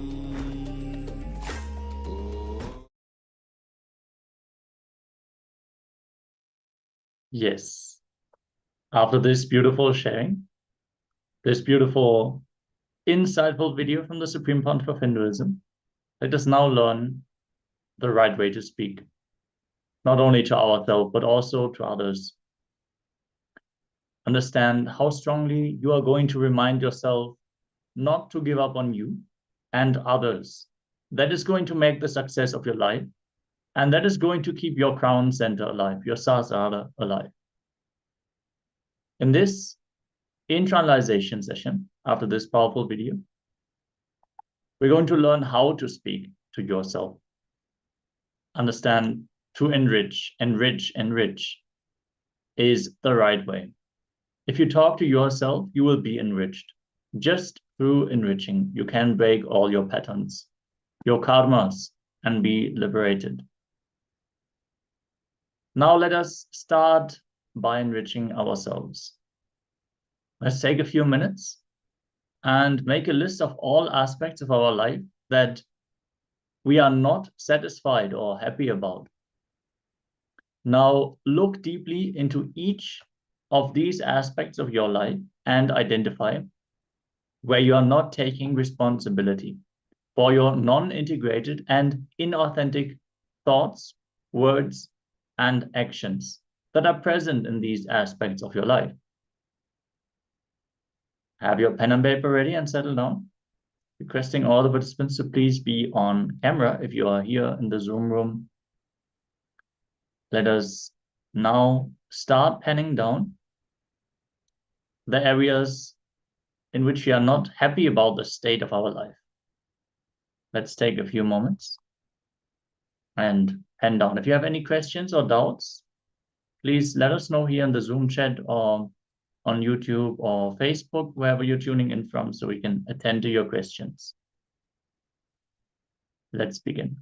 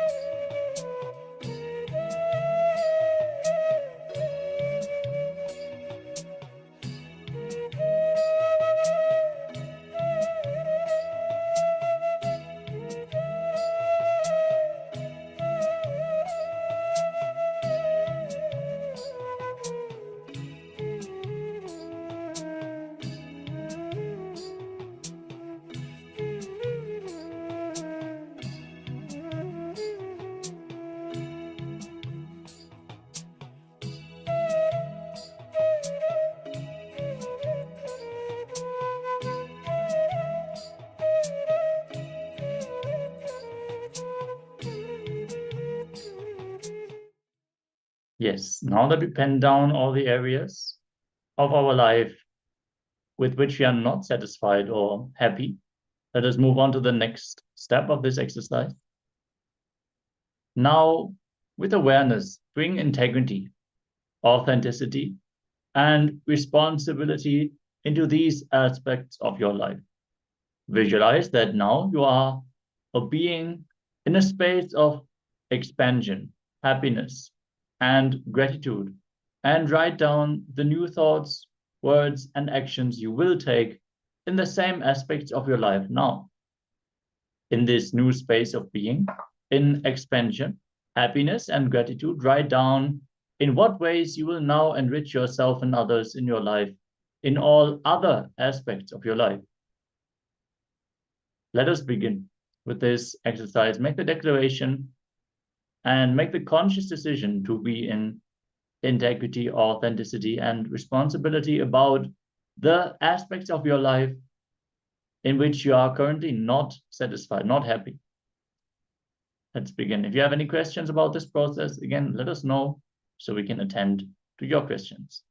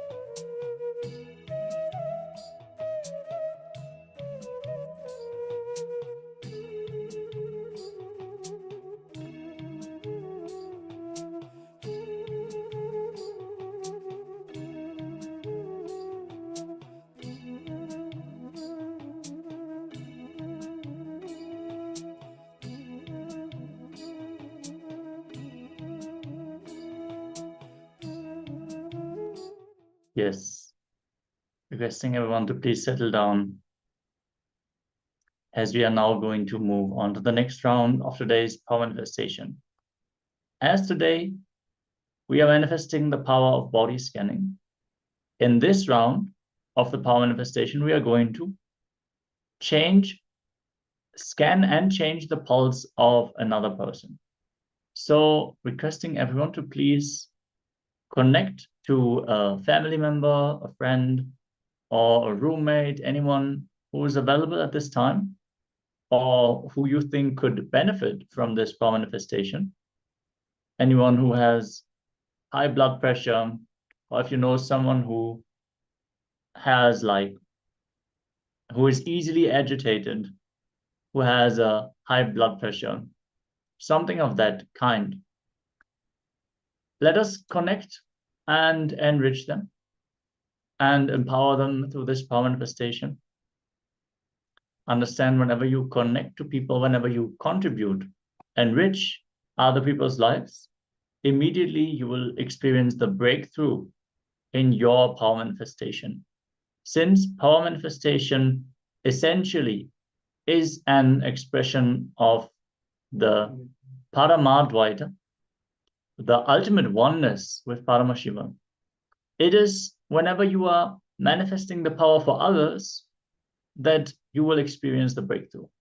When you sit with yourself all day and you try to manifest a breakthrough in your power manifestation, you might achieve it by the oneness with Swamiji.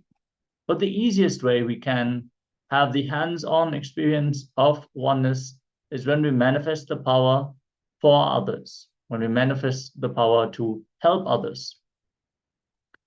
So requesting everyone to please reach out to a person to manifest this power for. Explain that you are manifesting the Shaktis as you are initiated by your Guru, the Supreme Pontiff of Hinduism, into these divine powers, and you would like to manifest it for them.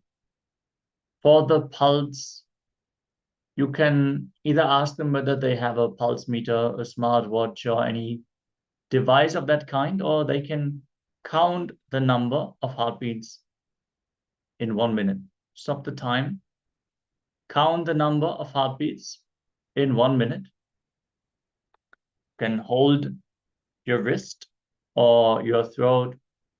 Make sure you don't use your thumb for this measurement. Use any other fingers for this so you get the correct count.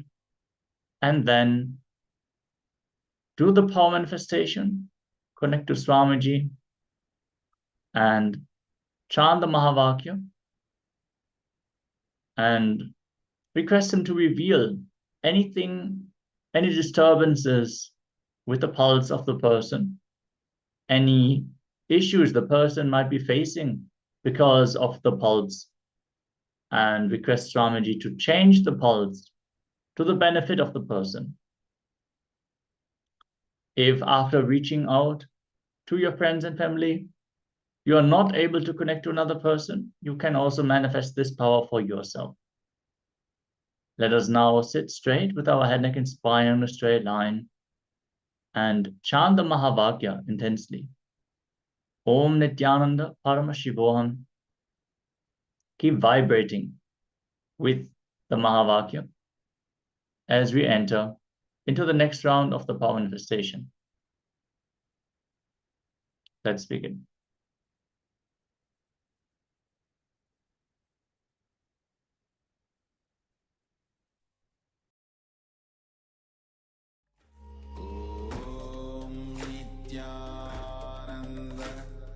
Paramashivoham. Om Nityananda Paramashivoham. Om Nityananda Paramashivoham.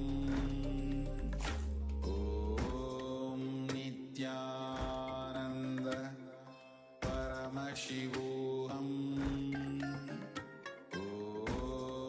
Nityananda Paramashivoham. Om Nityananda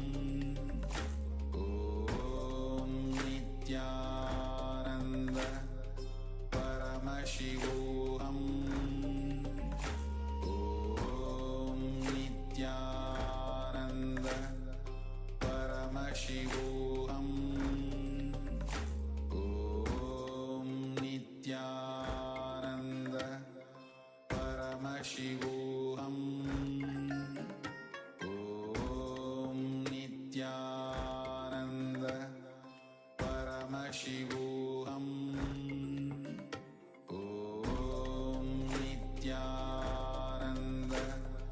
Paramashivoham Om Nityananda Paramashivoham Om Nityananda Paramashivoham Om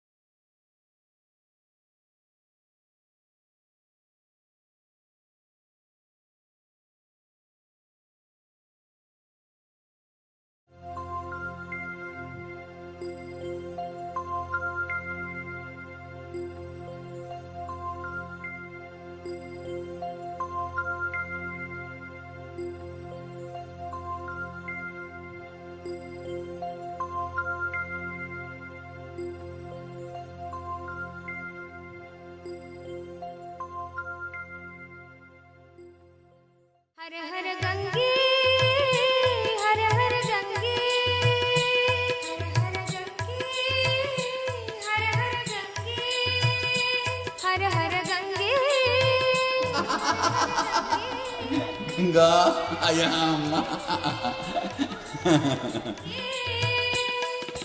hey Nataraja hey Nityananda her her her her Gange hey Nataraja hey Nityananda her her her her Gange hey Nataraja hey Nityananda her her her her Gange hey Nataraja hey Nityananda her her her her Gange her her Gange her her Gange her her Gange her her Gange her her Gange her her Gange her her Gange her her Gange hey Nataraja hey Nityananda her her her her Gange hey Nataraja hey Nityananda her her her her Gange hey Nataraja hey Nityananda her her her her Gange hey Nataraja hey Nityananda her her her her Gange her her Gange her her Gange her her Gange her her Gange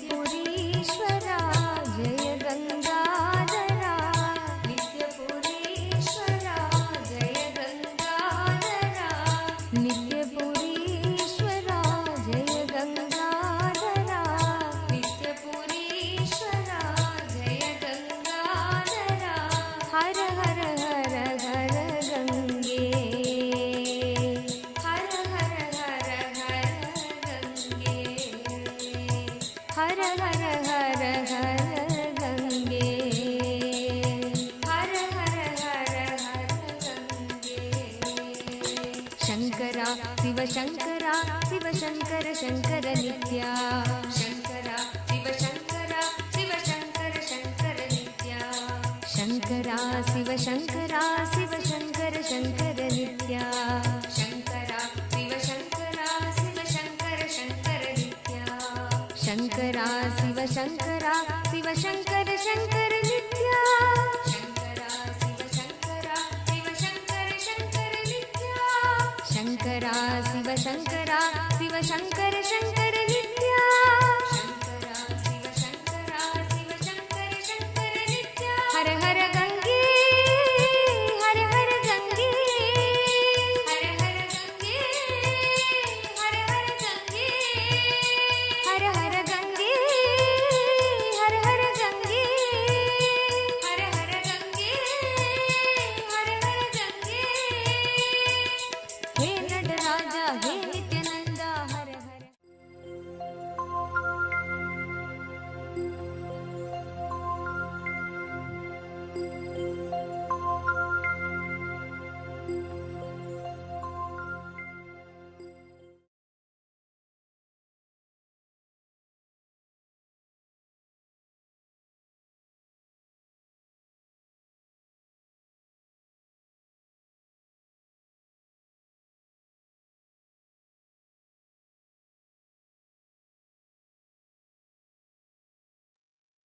Yes. Let us now verify the manifestation, compare the pulse readings from before the power manifestation and afterwards, and also share your revelations, anything pulse related that was revealed to you through your third eye during the power manifestation. Share it with a partner and let us get ready. If you have anything to share, any experiences you had during the power manifestation, please let us know in the chat. And let us now enter into the next segment. Understand the power manifestation science as well as listening is deeply rooted in the Advaitic experience, the oneness experience. When we decide to listen to ourselves, when we speak to ourselves and we are able to convince ourselves about the best reality that we want to live, simply we will be able to talk into others people's listening as well. We will be able to inspire them and convince them about the best things in life that we have experienced. If we are doubtful about ourselves, and we are not convincing ourselves, and we are not completing with the self-doubt that we are carrying towards ourselves, we will carry this self-doubt on the tip of our tongue when we are talking to other people as well. So let us learn to create the space for our chosen reality. Everything is experienced by you as per the space that you carry. Everything, your reality of God, reality of yourself, reality of society, and reality of universe is experienced by you as per the space that you carry. If you carry the space that you have many births, you will have many births. If you carry the space that you have only one birth, you will have only one birth. If you carry the space that you have soul, you will have soul. If you carry the space that you do not have soul, you will not have soul. If you carry the space you have soul, but you are yet to express all those powers, the same will happen to you. The universe is a huge wave of tatasthu, so be it. So everything is as you create, as you organize, as you arrange. Put a little intelligence, time, and energy into creating the right space in you. Whatever you dream in the night, when you are unconscious, is the key to check what space you are in. You need to work and create the right space till you experience that space even in your dream state. Whether it is the great realities of the cosmos, or the realities of life, or the realities of mind, the space you create creates the reality. You can put in the chat how many of you experienced that in times when you were distressed and disorganized, confused about your own existence, your dreams have become erratic, and the topics that are going on in your inner space over the daytime, they follow you even into your sleep, even into your dream state. Take a moment and share an example in the chat, or simply put a yes or me if you have experienced this yourself in your life. And in times when you are in deep peace, when you are in love, when you are completely relaxed, even those experiences follow you into your dream state. Understand, if you manifest the pure space, the thoughtless state, nirvikalpa samadhi, complete unclutching, you will be aware, you will be conscious even in your dream state. There will, in fact, not be a dream. It'll be a clean transition. It'll be samadhi, deep meditation. Decide now to create the space for the best possibility. You have a soul, and it can do anything you want. This is the best space. Create it. That will be your reality. The inner space you entertain becomes your reality. The inner space you entertain becomes your life. Your decision to create the space decides your life. If you create the space that sannyas is possible, it is possible.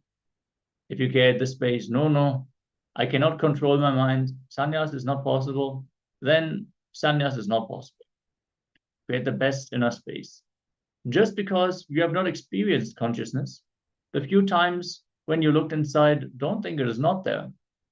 You are consciousness, all powerful, all knowing. Before your mind brings the negative arguments and denies it, bring positive completions and encourage it.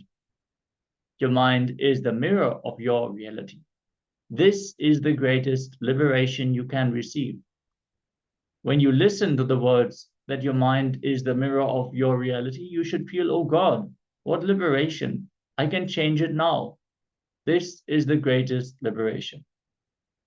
Now spend time with yourself. Complete all the negative patterns you are carrying and drop them. Rebuild your mind, your inner space. You are consciousness. You are consciousness. All powerful, all knowing, always blissful. Sat Chit Ananda. Truth, consciousness, bliss. Each sannyas name the Supreme Pontiff of Hinduism gives us, each spiritual name the Supreme Pontiff of Hinduism gives us, is the space we are supposed to create within us. Spend your energy in building the space in you to remove all the obstacles to experience this truth inside you. Don't bring the past record to deny your highest possibility. When you failed in the past, you did not have the intelligence, you did not have the right space. That is why you failed. So the problem is not having the right space, not with the truth. So now try the right space. You will be successful. It is your inner space which creates your life, your reality. It is what you think of you and others that it creates your reality. It is up to you to allow this reality to function in your life. Take over your life. Create this space. You will see that the world responds responsibly and with responsibility. Your inner space is so powerful, it can just make anything happen. Create the space that you are going to win. You are winning. In everything you are doing it, you are winning. You will just see the world responds to you. Create the space that you are consciousness. Simply all the consciousness of all the people will be connected to you, and it expresses itself. Only if you have some inauthenticity, you will feel you are different from others. If you are completely authentic, you will understand that the consciousness of you and the consciousness of all other people is one and the same.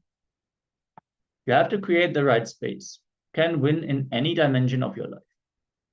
Whether it is physical health, mental health, confidence, social problems, family problems, any problem in life, just create the right understanding and the right space. Just like that, you will win.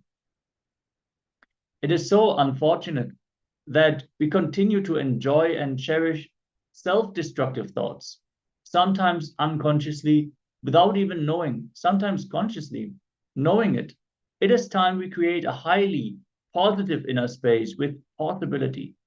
You can create the inner space. You can live in that inner space. You can experience that same space in the outer world also. You can experience it everywhere. The moment you adapt your inner space, you will see it expressed in every experience that you have. How many of you have experienced this? The moment you shift your inner space, all of a sudden, the people around you respond differently. They respond friendly, and they are aligned to what you want them to do. They will agree, and they will support you. Sometimes even you don't even have to reach out to them. They will come and reach out to you. You can make what you want as reality simply by shifting your inner space. Experiment with this truth, with sincerity and authenticity. This will become reality in your life. See, take this as a game. Even if you are doubtful, even if you don't know, oh, will this work for me? Just play around with it. What do you have to lose? If you take this one powerful cognition that shifting your space, the idea of possibility that you carry, your attitude towards reality, if you shift it and declare, okay, this is possible. Friendliness is there in all the people around me. People are supportive of me. Whatever attitude you are cherishing, turn it towards life positivity and see how it reflects in others. This is the effect of Advaita. Since the consciousness that you carry in yourself is exactly that consciousness that is there in others. As Swamiji said, the me in me and the me in you is one and the same. So experiment with this, try it out, and let us know of the results. When you join frequently to these sessions, you can let us know on another day. So maybe you will even have an experience today. Let us now enter into the internalization exercise for this very powerful topic. See, creating the right space is the foundation for everything to happen in your life. Let us now enter into a very powerful completion exercise called Swapurnatha self-completion. Sit with yourself and look in. Identify the life negative patterns you cherish inside of you. Whenever you identify one such pattern, complete with it and create the right inner space you want to cherish. Complete again and again with yourself. Do Swapurnatha self-completion. Create the right space, right mood, right experience for your life today. Outside of the session, whenever you catch yourself cherishing life negativity, repeat this powerful process to manifest perpetual completion. Let us now just sit and look within. See whatever negative patterns you cherish, whatever you hold on to, whatever you clutch onto, and complete with it. Decide, okay, I don't know if this is going to solve my problem, but let me try. Let me try shifting my space. Let me try cognizing that the positive possibility exists. And let me just decide to live from this space and test. Let me try to apply this sincerely and see how your whole experience of life changes. Let's enter into this process. Let's take a few moments. If you have any questions, any doubts, any understandings which need to be clarified, let us know.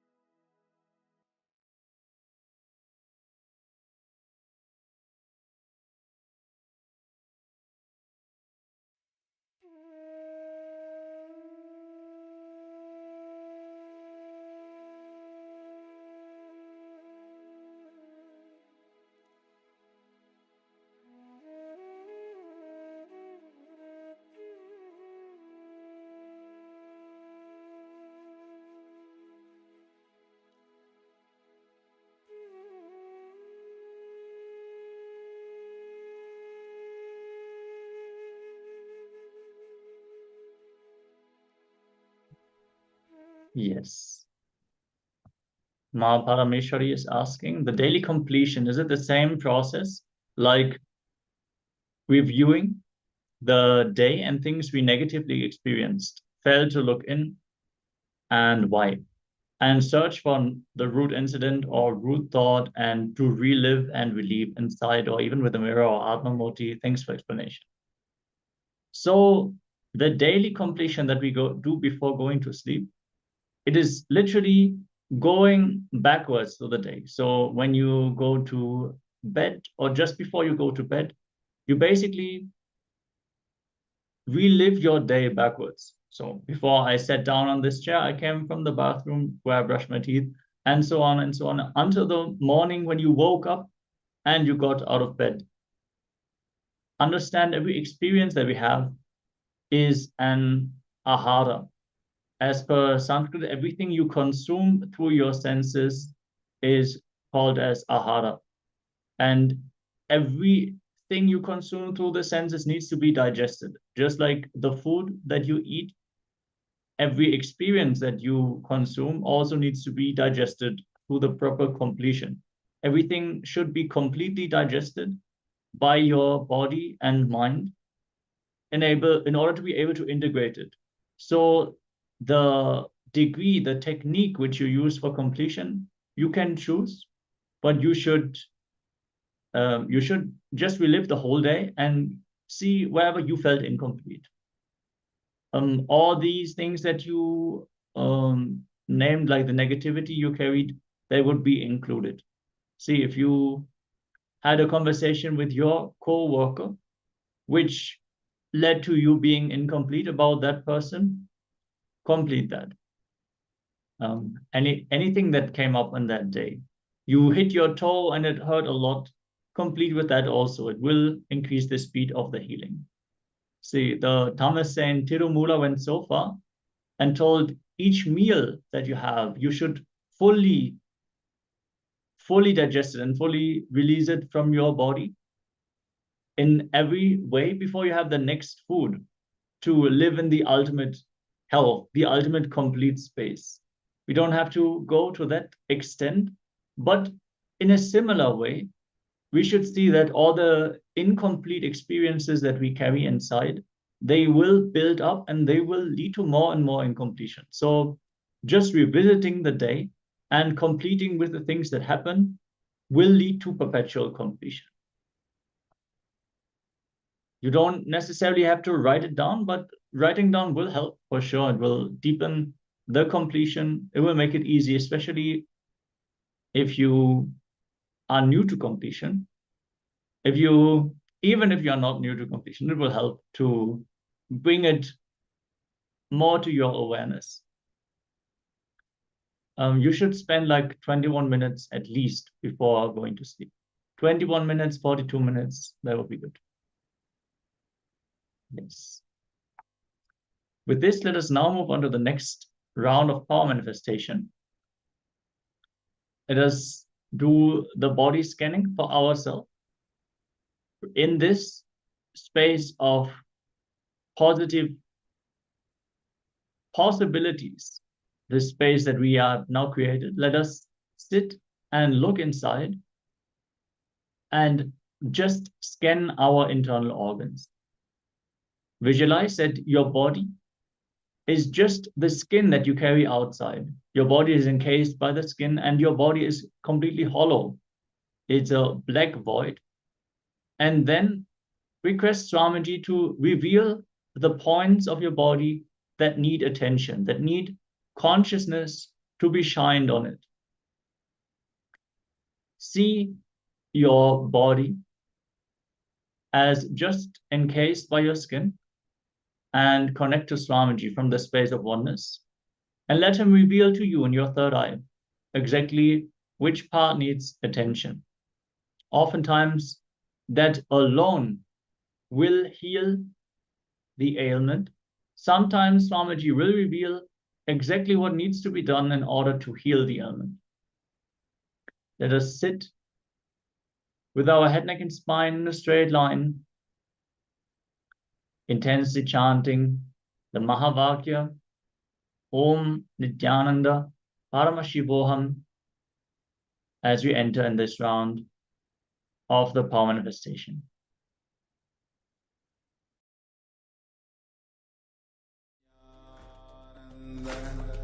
Paramashivoham Om Nityananda Paramashivoham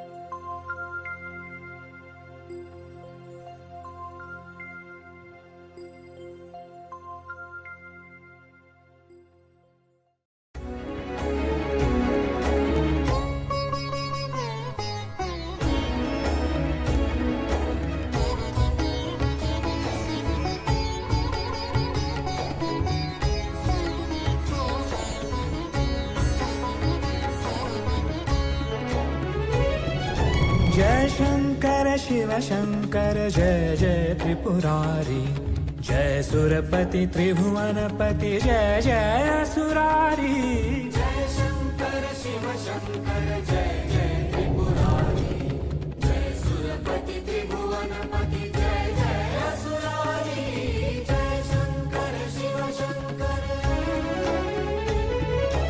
Om her her her Mahadev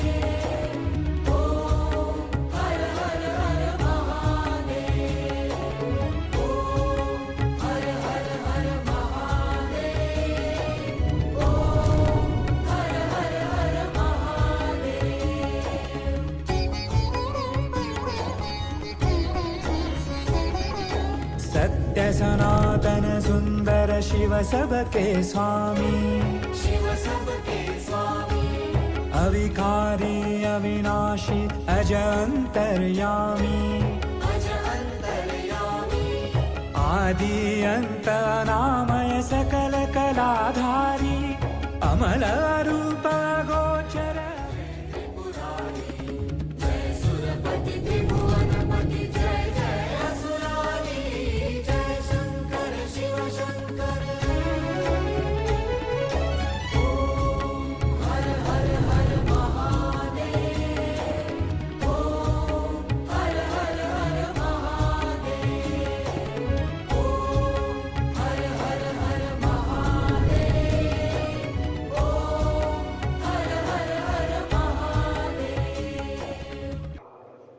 Namah Shivaya. Namah Shivaya. Om Namah Shivaya. Om Namah Shivaya. Asana Achamanyantaram Sarvopachara Samarpayami. Asanam Samarpayami. Swagatam Swagatam Te. Vadyam samarpayami, achamaniyan samarpayami, punarachamaniyan samarpayami.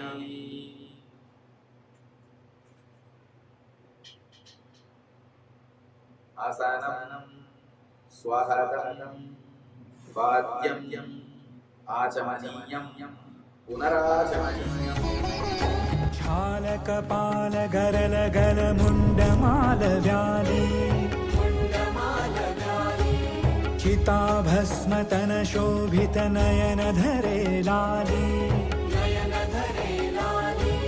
प्रेत पिशाच सुसेवित पीत जटाधारी विवसन विकट रूप धर रुद्र प्रलयकारी जय शंकर शिव शंकर जय जय त्रिपुरारी जय सुरपति त्रिभुवनपति जय जय असुरारी जय शंकर शिव शंकर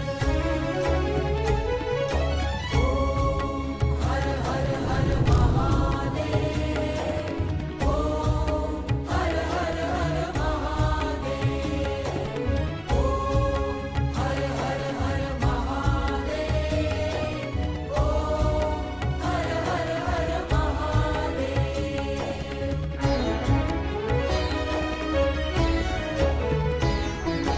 शुभ्र सौम्य सुर सरिधर शशिधर सुखकारी शशिधर सुखकारी अति कमनीय शांति कर शिव मुनि मनहारी शिव मुनि मनहारी निर्गुण सगुण निरंजन नवतम नित्य प्रभो काल रूप केवल हर कालातीत विभो जय शंकर शिव शंकर जय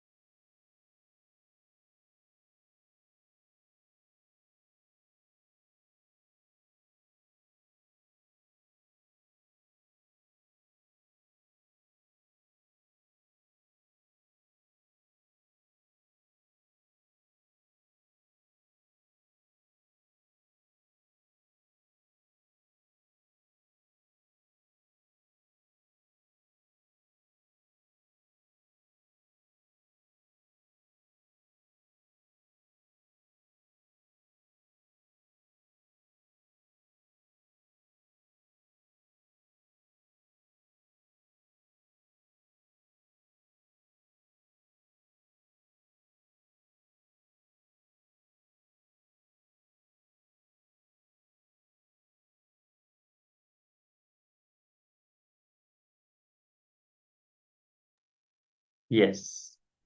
If you would like to share the results of your power manifestation, you can send it as a message in the chat, whichever social media platform you are joining us from, or if you're here in the Zoom chat, you can let us know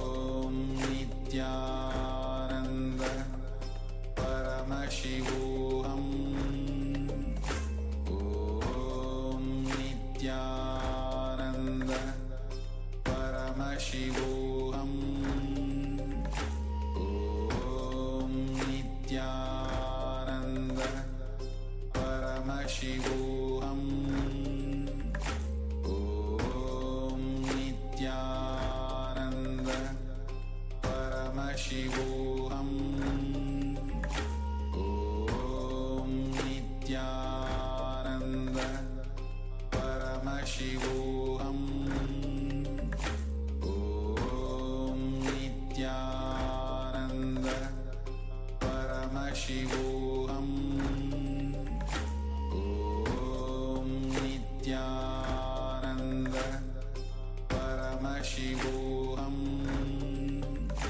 Om Nityananda Paramashivoham Om Nityananda Paramashivoham Om Nityananda Paramashivoham Om Nityananda Paramashivoham Om Nityananda Paramashivoham Om Nityananda Paramashivoham Om Nityananda Paramashivoham Om Nityananda Paramashivoham Om Nityananda Paramashivoham Om Nityananda Paramashivoham Om Nityananda Paramashivoham Om Nityananda Paramashivoham Om Nityananda Paramashivoham Om Nityananda Paramashivoham. Yes, Nityananda. With this, we are now going to move on to the next segment where we are going to learn about the nature of perception and how this influences all our decisions that we make in our day-to-day life. In this session, we will explore the phenomena of perception from the perspective of ancient traditions, philosophy, phenomenology, and modern science.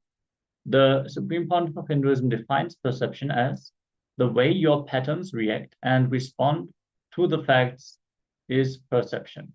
Again, the way your patterns react and respond to the facts is perception.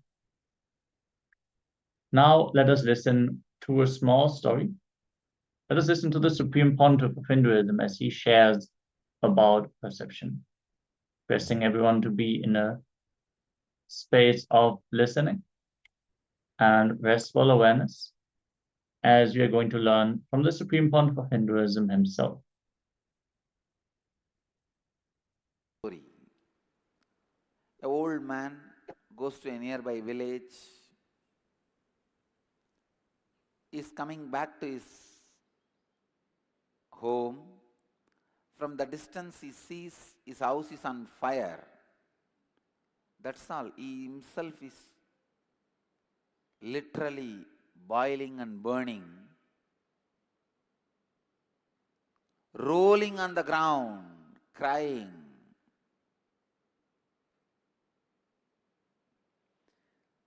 One of his sons came to him and said, "Why are you crying, Dad?" This fellow says, "Oh, my house is on fire, my house is on fire." The son reminds him, "Don't you remember? Just yesterday we sold the house." Immediately got up and he became completely all right. He's okay now. All his suffering, pain, everything disappeared.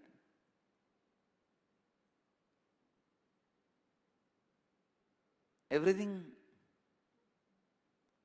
will become all right. Everything became all right for him.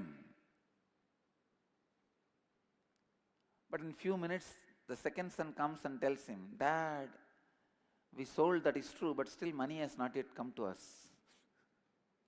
We have not received the money." Then again this fellow rolls on the ground and starts crying, "Oh, my house is on fire, my house is on my fire, my house is on fire." Listen, the same house burning. For few minutes, for the same person it was suffering. Next few minutes, it was not a suffering. Then again it was suffering. So basically, perception, how his patterns cognized the happening.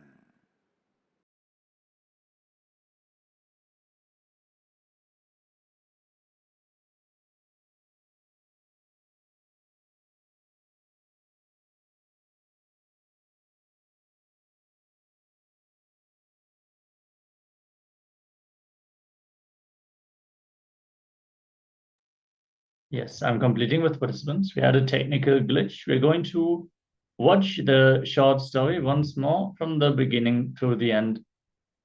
We're just going to take a few moments to fix this problem.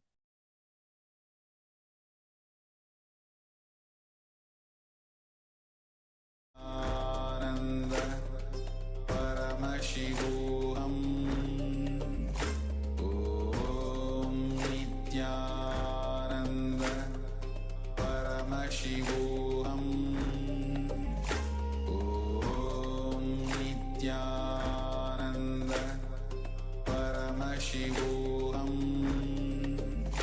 Om Nityananda Paramashivoham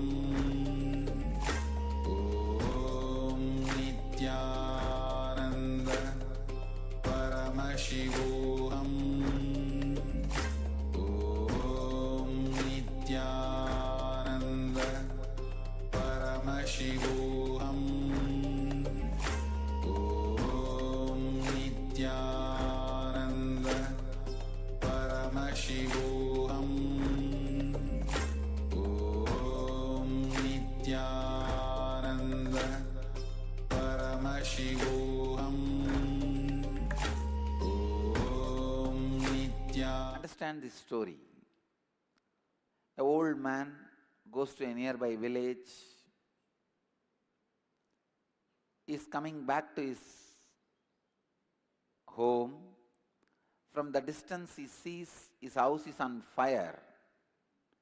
That's all. He himself is literally boiling and burning, rolling on the ground, crying.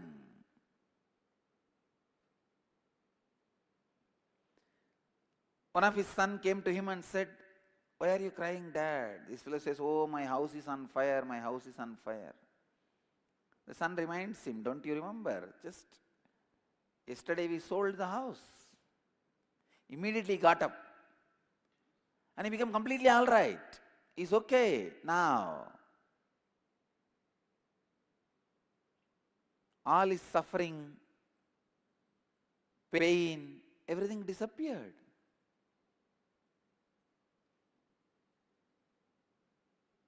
Everything will become all right. Everything became all right for him. But in few minutes, the second son comes and tells him, "Dad, we sold, that is true, but still money has not yet come to us. We have not received the money." Then again this fellow rolls on the ground and starts crying, "Oh, my house is on fire, my house is on my fire, my house is on fire." Listen, the same house burning. For few minutes, for the same person it was suffering. Next few minutes, it was not a suffering. Then again it was suffering. So basically, perception, how his patterns cognize the happening.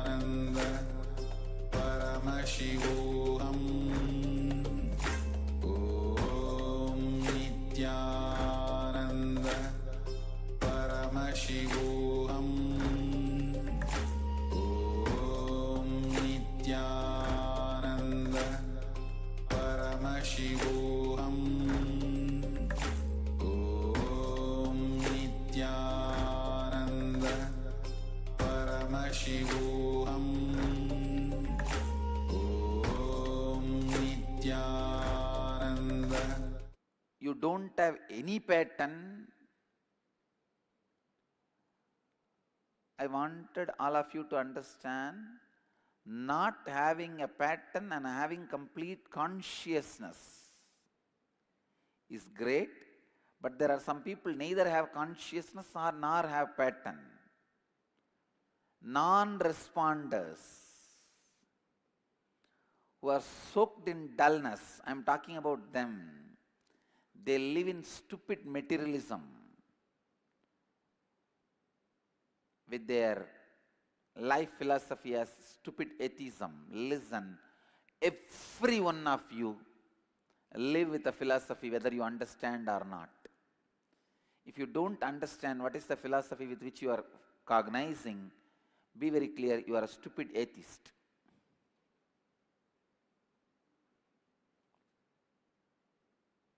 I can give you one more example. Rajyasarbhanyaya means in the middle of the night, you are walking in a forest, there was a rope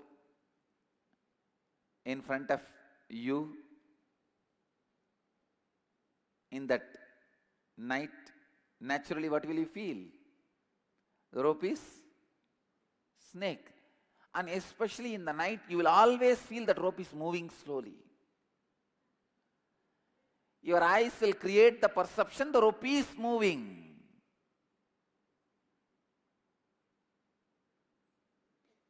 So the moment you feel the rope is moving, your whole spine will move.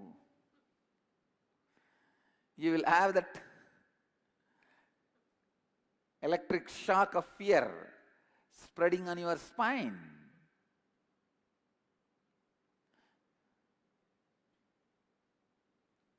The whole body will shiver. Being will shake. Listen.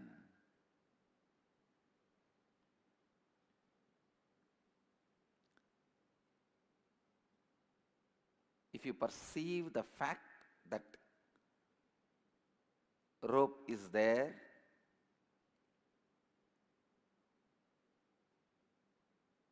as snake,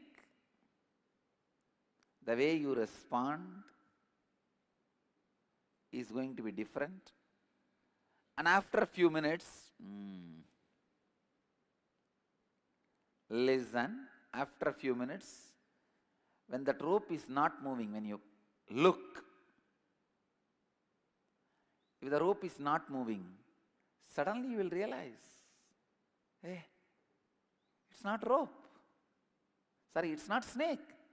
It is just a rope or something else. The moment you realize, the whole fear settles down. You are free. Perception can literally put you into the cardiac arrest before even the snake bites.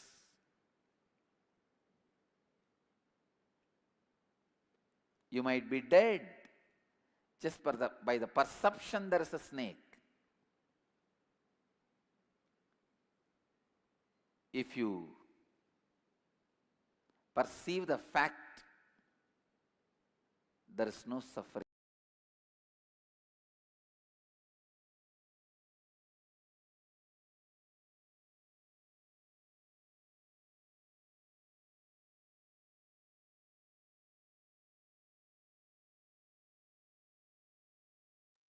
Yes. As we misinterpret the rope as a snake, based on our perception, we are creating an existential, a reality which is not the truth. We are perceiving reality to be in a specific way, which is not the factual reality. Our experience is based on our incompletions.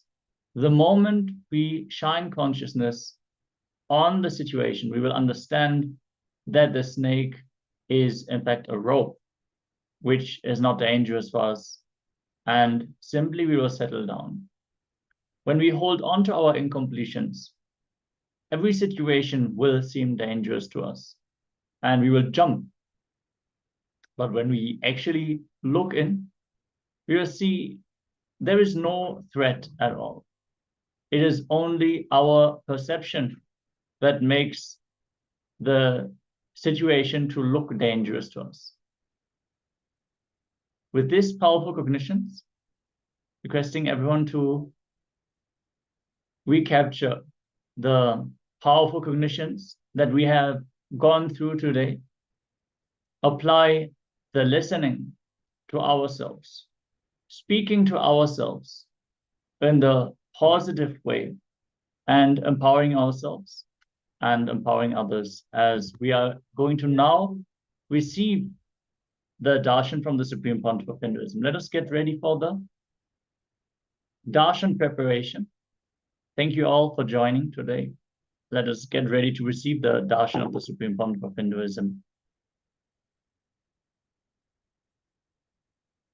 Om Nityananda Paramashivoham. Om Nityananda Paramashivoham. Om Nityananda Paramashivoham. Om Nityananda Paramashivoham. Om Nityananda Paramashivoham. Om Nityananda Paramashivoham. Om Nityananda Paramashivoham. Om Nityananda Paramashivoham. Om Nityananda Paramashivoham.